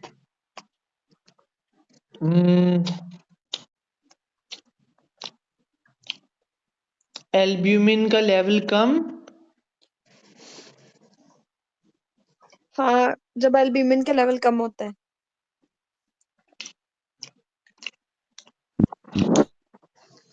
यार मैं सर्च करके बता देता हूँ, मेरे दिमाग में नहीं आ रहा इस वक्त। नहीं वो ना मैं तुम्हें सेंड करूंगी पिक, तो वो वहां उस पे आंसर लिखा हुआ है, मुझे एक दफा देख कर बता देना। और दूसरी बात ये कि मैं लीव कर रही हूँ, जो हमने मीटिंग रिकॉर्ड की है ना वो अरीबा को ना वो वेट कर रही है। ओके ठीक है ओके ओके, ठीक है। कुछ मैं पूछना उसे कह है? देती हूँ, वो तुमसे बात कर लेती है, मेरा मोबाइल बंद होने लगा है। ओके ओके ऋषभा, कुछ थैंक यू पूछनी सो हो? मच। अल्लाह हाफिज। हमारे कुछ मैं ना पढ़ा मैसेज कर दूंगी। हाँ चलो ठीक है, ओके। ओके।